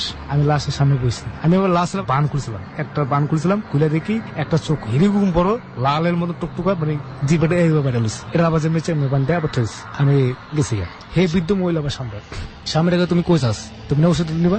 আমি ওষুধ নিব না, এটা তো আপনি তো আমার ভুল ঠিকানা দিচ্ছেন, তো এটা তো লাশের ঘরে আমার ঢুকাইছে মর্গে। তো আপনার কথা আমি শুনুক না, কেন তুমি কথা শুনবো না? তুমি শুনেন আপনি কি আমার কি জানে মাত্র হয়েছেন না আপনার কি আপনার আমি এতটুকু আমার একটু বলেন। আর কিছু না বললে অনেক তুই যা এত হেল্প করলো কোয়া পর আমি একে দৌড়ে লাড়ি স্লিপ করে পড়ে যায়। এই সিঁড়িতে পড়ে যাওয়ার পর আমার মামুরা এক বুঝেছে যে আমার বাইক না ঢুকই এত গেছে ওষুধ লিখে। পর আমার বাইক মামু সবাই মিলে দৌড়ে দেখি সিঁড়িতে আমি পড়ে লুছি।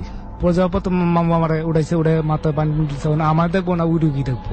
আমার মামু আমার মাথা পানি দিয়ে 1 ঘন্টার পর মানে 3:30টার সময় আমার মাথার জ্ঞানটা আইসে। জ্ঞানটা বলছে তোমার কি এই করে আমি তো দুনিয়াটা ঘুরে এসেছি।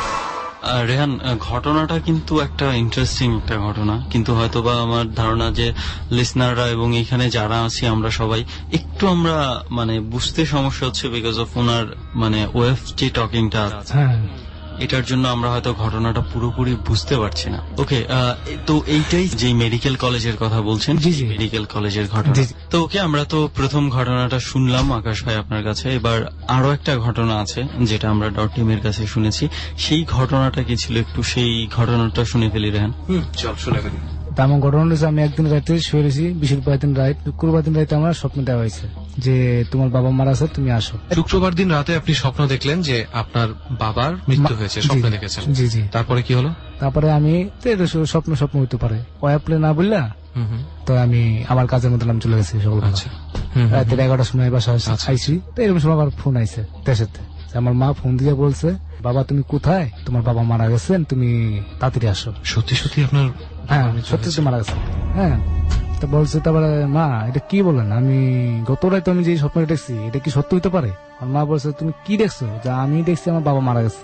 সত্যি বাবা তুমি যেদিকে আসো তুমি তাড়াতাড়ি আসো, যে এই রাতে আসো, তুমি না আসলে তো লাস্টটা কবর হইব না। মানে তোমার বাবা মরার আগে বলছে যে আমার ছেলেটা আমি 1 নজর দেখতে যাবো, আজ যদি ছেলেটা নজর না দেয় আমরা 1 মুঠের হাতের মাটি দেওয়া যেন আমার পরে প্রথম আছে এটা বলছিল। 1 মুঠ আপনার হাতের মাটি যেন প্রথমে পড়ে, এটাই আমার বাবা বললে মারা গেছে।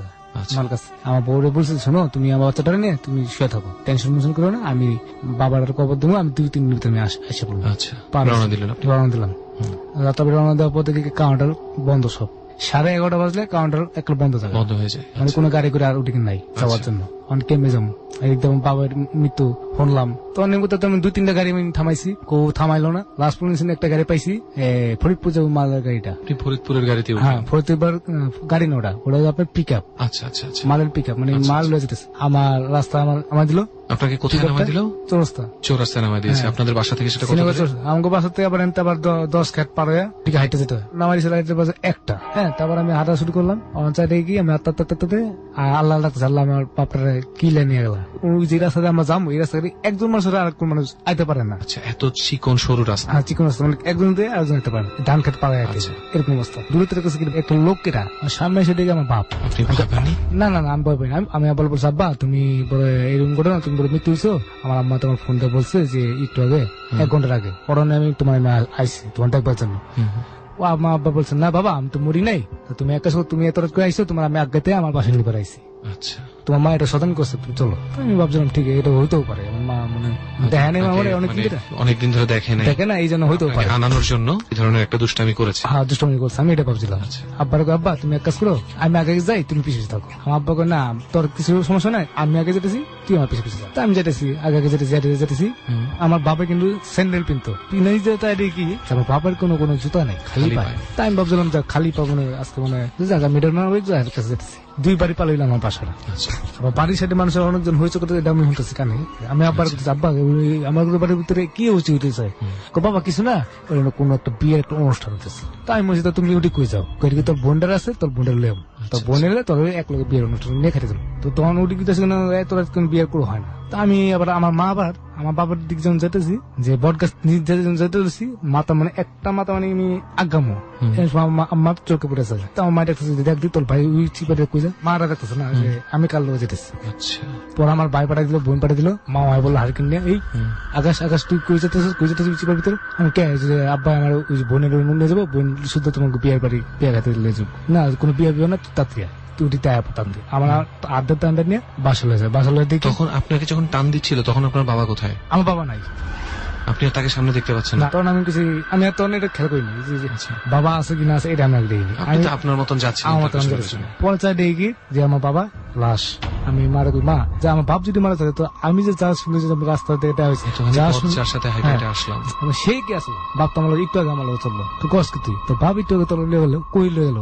আমি রাস্তার মাঝখানে আইতেছি, আমার বাপে আমার লিয়ে গেলো। তো অনেক কানাকারি করবো, কবর দিলাম। কবর দেওয়ার পর তবে আমার মা বলছে, তুই আর ওই বটগাছটা যাস না, তুই আর একটা ক্লাস যাস না। শনিবার দিন লাশ কবর দিয়া পরের 5 দিন বেশি বাসায়। আচ্ছা, তারপরে আপনি ফেরত আসেন। এই আমার কথা। আচ্ছা, বুঝতে পেরেছি আকাশ ভাই, আপনার ঘটনাগুলো বিশ্বাস করা অনেক বেশি কষ্ট হয়ে যায়। কারণ হচ্ছে মৃত মানুষ ফিরে আসতে পারে একমাত্র আমাদের শ্রোতা বন্ধুরা যেভাবে বলেন, আমরা যেভাবে যতটুকু জেনেছি, মৃত মানুষ ফিরে আসে না। মৃত মানুষের রুহু ধরে জিন এ ধরনের ভাবে মানুষকে টানে মৃত্যুর দিকে বা অন্যদিকে বা ভুল দিকে। তো যাই হোক, আপনার ঘটনাগুলো আমরা শুনলাম।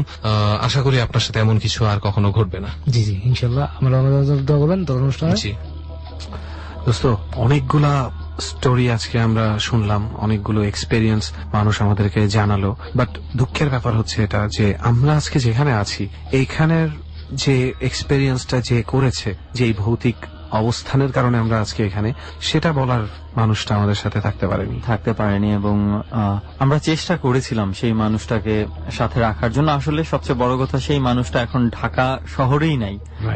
তো আমাদের চেষ্টাটা মানে খুব একটা কাজে লাগে নাই সেজন্য। এবং তার যে যুক্তিগুলো ছিল, এটারও যথেষ্ট কারণ ছিল। সো আমরা সেই যুক্তিটাও ইগনোর করতে পারি না কখনোই, যে সে যেই যুক্তি দিয়েছে। তবে এতটুকু বলি যে আমরা যেই ক্লিনিকটাতে আছি, এই ক্লিনিকটা খুব বেশি বড় একটা ক্লিনিক না, ছোটখাটো একটা ক্লিনিক। সমাজের মধ্যবিত্ত বা নিম্নবিত্ত মানুষদেরই সাধারণত এখানে আনাগোনা। আর্থিক যতটুকু সচ্ছলতা, রিজনেবল প্রাইসের উপরে ক্লিনিক। এবং এটা হচ্ছে একটা ম্যাটারনিটি ক্লিনিক। এবং এতক্ষণ ধরে আপনারা নিশ্চয়ই জানতে চাইছেন যে এই ক্লিনিকটা নামটা কি। আসলে এটা নিয়ে আমি একদম প্রথমেই ক্ষোভ প্রকাশ করেছিলাম, কারণ বুঝতেই পারছেন এটা হচ্ছে একটা ব্যবসায়িক প্রতিষ্ঠান। এবং এটা স্বাভাবিক, শুধু ব্যবসায়িক প্রতিষ্ঠান না, এটা এখান থেকে মানে সোশ্যাল সার্ভিস দেওয়া হয়।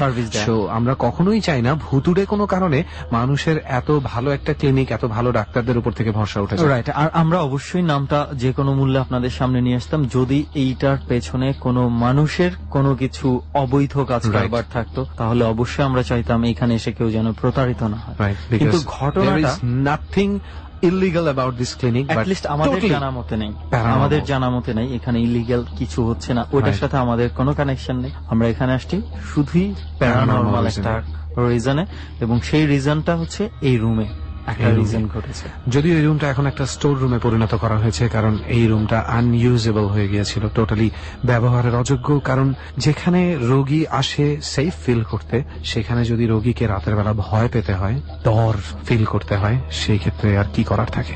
সেটাই আসলে অনেকেই ভাবছেন যে হাসপাতালের ক্লিনিকে কেবিনে কিভাবে আবার ভয় পেতে পারে।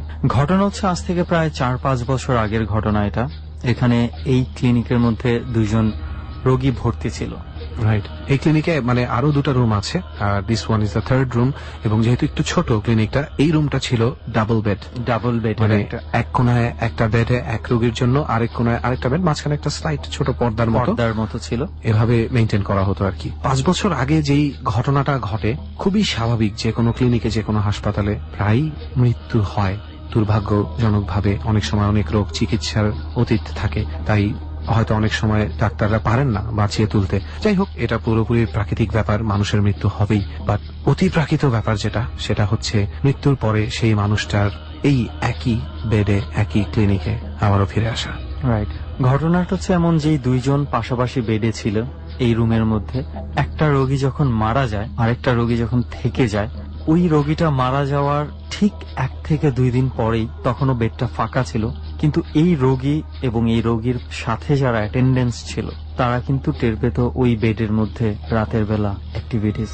এবং সবচেয়ে বড় বিষয় হচ্ছে যে এই অনেক সময় কিন্তু বেড খালি থাকলে কিন্তু হাসপাতালে রোগীর আশেপাশে যারা আছে তারা একটু ওই বেডটা ব্যবহার করে একটু শুয়ে থাকলো, যেহেতু পর্যাপ্ত জায়গা থাকে না। তো একজন রোগীর সাথের লোক থাকতে গিয়েছিল, কিন্তু সে রাতের বেলা মানে টের পেল যে ওই বেডের মধ্যে সে একা না, someone else is there. Right. তারপরে থেকে আস্তে আস্তে মূলত ঘটনাটার সূত্রপাত। ইনফ্যাক্ট প্রথম দিন মানুষটা ওই জিনিসটাকে তেমন একটা আমল দেননি। সে তার কথা অনুযায়ী সে অস্তিত্বটা টের পেয়েও সে ঠিক পাত্তা দেয়নি। পাত্তা না দিয়ে সে বরং তার রোগীকে আরো ভালোভাবে অ্যাটেন্ড করার জন্য তার রোগীর পাশে গিয়েই রাতটা কাটিয়ে দেয়। কিন্তু মজার ব্যাপার হচ্ছে পরের দিন রাতে যখন আবার সে ঘরে ঢোকে, তখন যেটা দেখে সে প্রচন্ড ভয় পায় সেটা হচ্ছে আতঙ্কিত চোখে স্বয়ং রোগী তাকিয়ে আছে পাশের বেডের দিকে। যে তাকানো দেখেই সে ভয় পেয়ে সাথে সাথে তাকায়, কিন্তু তৎক্ষণাৎ কিছু দেখতে না পেলেও বাথরুমের দরজাটা অনেক জোরে বন্ধ হয়ে যাওয়ার শব্দটা সে পায়, এবং তখনই হাসপাতাল থেকে এই বেড থেকে সরিয়ে পাশের রুমে নিয়ে আসা হয়। এবং প্রথমে ভাবা হয়েছিল এই রোগীটার কোনো মানে সে পাশের রোগী যেহেতু মারা গেছে, মানসিক ভাবে একটা সে ভয় পেতে পারে, তো নতুন যে রোগী তাদেরকে এই রুমটা দেয়া হলো। কিন্তু দুর্ভাগ্যজনক ভাবে দেখা গেছে যে নতুন যারা জানেও না এই রুমে একটা রোগী মারা গেছে, তারাও সেম ঘটনা অনুভব করতে লাগলো। এক্স্যাক্টলি। এবং যেহেতু পরের বারের যারা এসেছে, পরে অনেকবারই ট্রাই করা হয়েছে, এখানে বিভিন্ন রোগীকে প্লেস দেওয়া হয়েছে যেহেতু এটা হাসপাতালের অংশ, কিন্তু শেষ পর্যন্ত অনেকে না বলে অনেকে বলে এই রুমে আর থাকতেই পারেনি। কোনো না কোনো ভাবে তাদেরকে রুম চেঞ্জ করতেই হয়েছে। এবং সবারই একটাই কথা, কোনো এক মহিলাকে তারা এই বেডের আশেপাশে থাকতে, শুয়ে থাকতে, বসে থাকতে, বাথরুমে যেতে কিংবা কান্না করতে দেখে। মানে দেখা গেছে যে এই রুমটা মানে সে ইউজ করছে, বিভিন্ন ভাবে রুমটাকে ইউজ করছে। তো এমন ঘটনা এত ফ্রিকোয়েন্টলি ঘটতে থাকে যে কোনো রোগী আর এই রুমে থাকতে চায় না। এবং আমরা যার কাছ থেকে শুনেছি তার ভাষ্য মতে ব্যাপারটা এত স্বাভাবিকভাবে ঘটে যে যদি সে হঠাৎ করে দেখতো 12টা 12:30 সময় ঢুকে যে আছে, যে কেউ ভাববে যে আরেকজন রোগী থাকতেই পারে যেহেতু ডাবল বেড কেবিন। কিন্তু ভয়টা তারা তখন পেয়েছে যখন সারা রাত ঘুমিয়ে থাকার পরে রাত 3টার সময় যদি ঘুম ভেঙে হঠাৎ করে দেখে যে পাশের বেডে কেউ একজন জাস্ট বসে আপনার দিকে তাকিয়ে আছে, তাহলে what do you feel? I don't know. I'm just sorry যে এখন ওই বেডগুলো এখানে রাখা নেই, তাহলে আমি একটু ওই বিছানাটা দিয়ে তাকাতাম, দেখতাম। আসলে বেডগুলো আর অস্তিত্বই নেই, বেডগুলো অনেক নষ্ট হয়ে গেছে, ঝং ধরে এগুলো ফেলে দেওয়া হয়েছে। এবং এই ঘটনাটা আমরা যার কাছ থেকে শুনেছিলাম সে এই হসপিটালেই কাজ করত এবং একটা পর্যায়ে সে এখান থেকে কাজ ছেড়ে চলে যায়। তার কাছ থেকে আমরা মূলত এই সন্ধানটা পেয়েছিলাম এবং হাসপাতাল কর্তৃপক্ষের সাথেও আমরা কথা বলেছি। তারা আমাদের খুব রেস্ট্রিকশনের মধ্যে আমরা তাদেরকে বিভিন্ন কন্ডিশন মেনে রাজি করিয়েছি। জাস্ট আমাদের যেই অতিথিরা রয়েছে তারাই মাত্র শুধু দেখতে পেয়েছে এই রুমটার কি অবস্থা।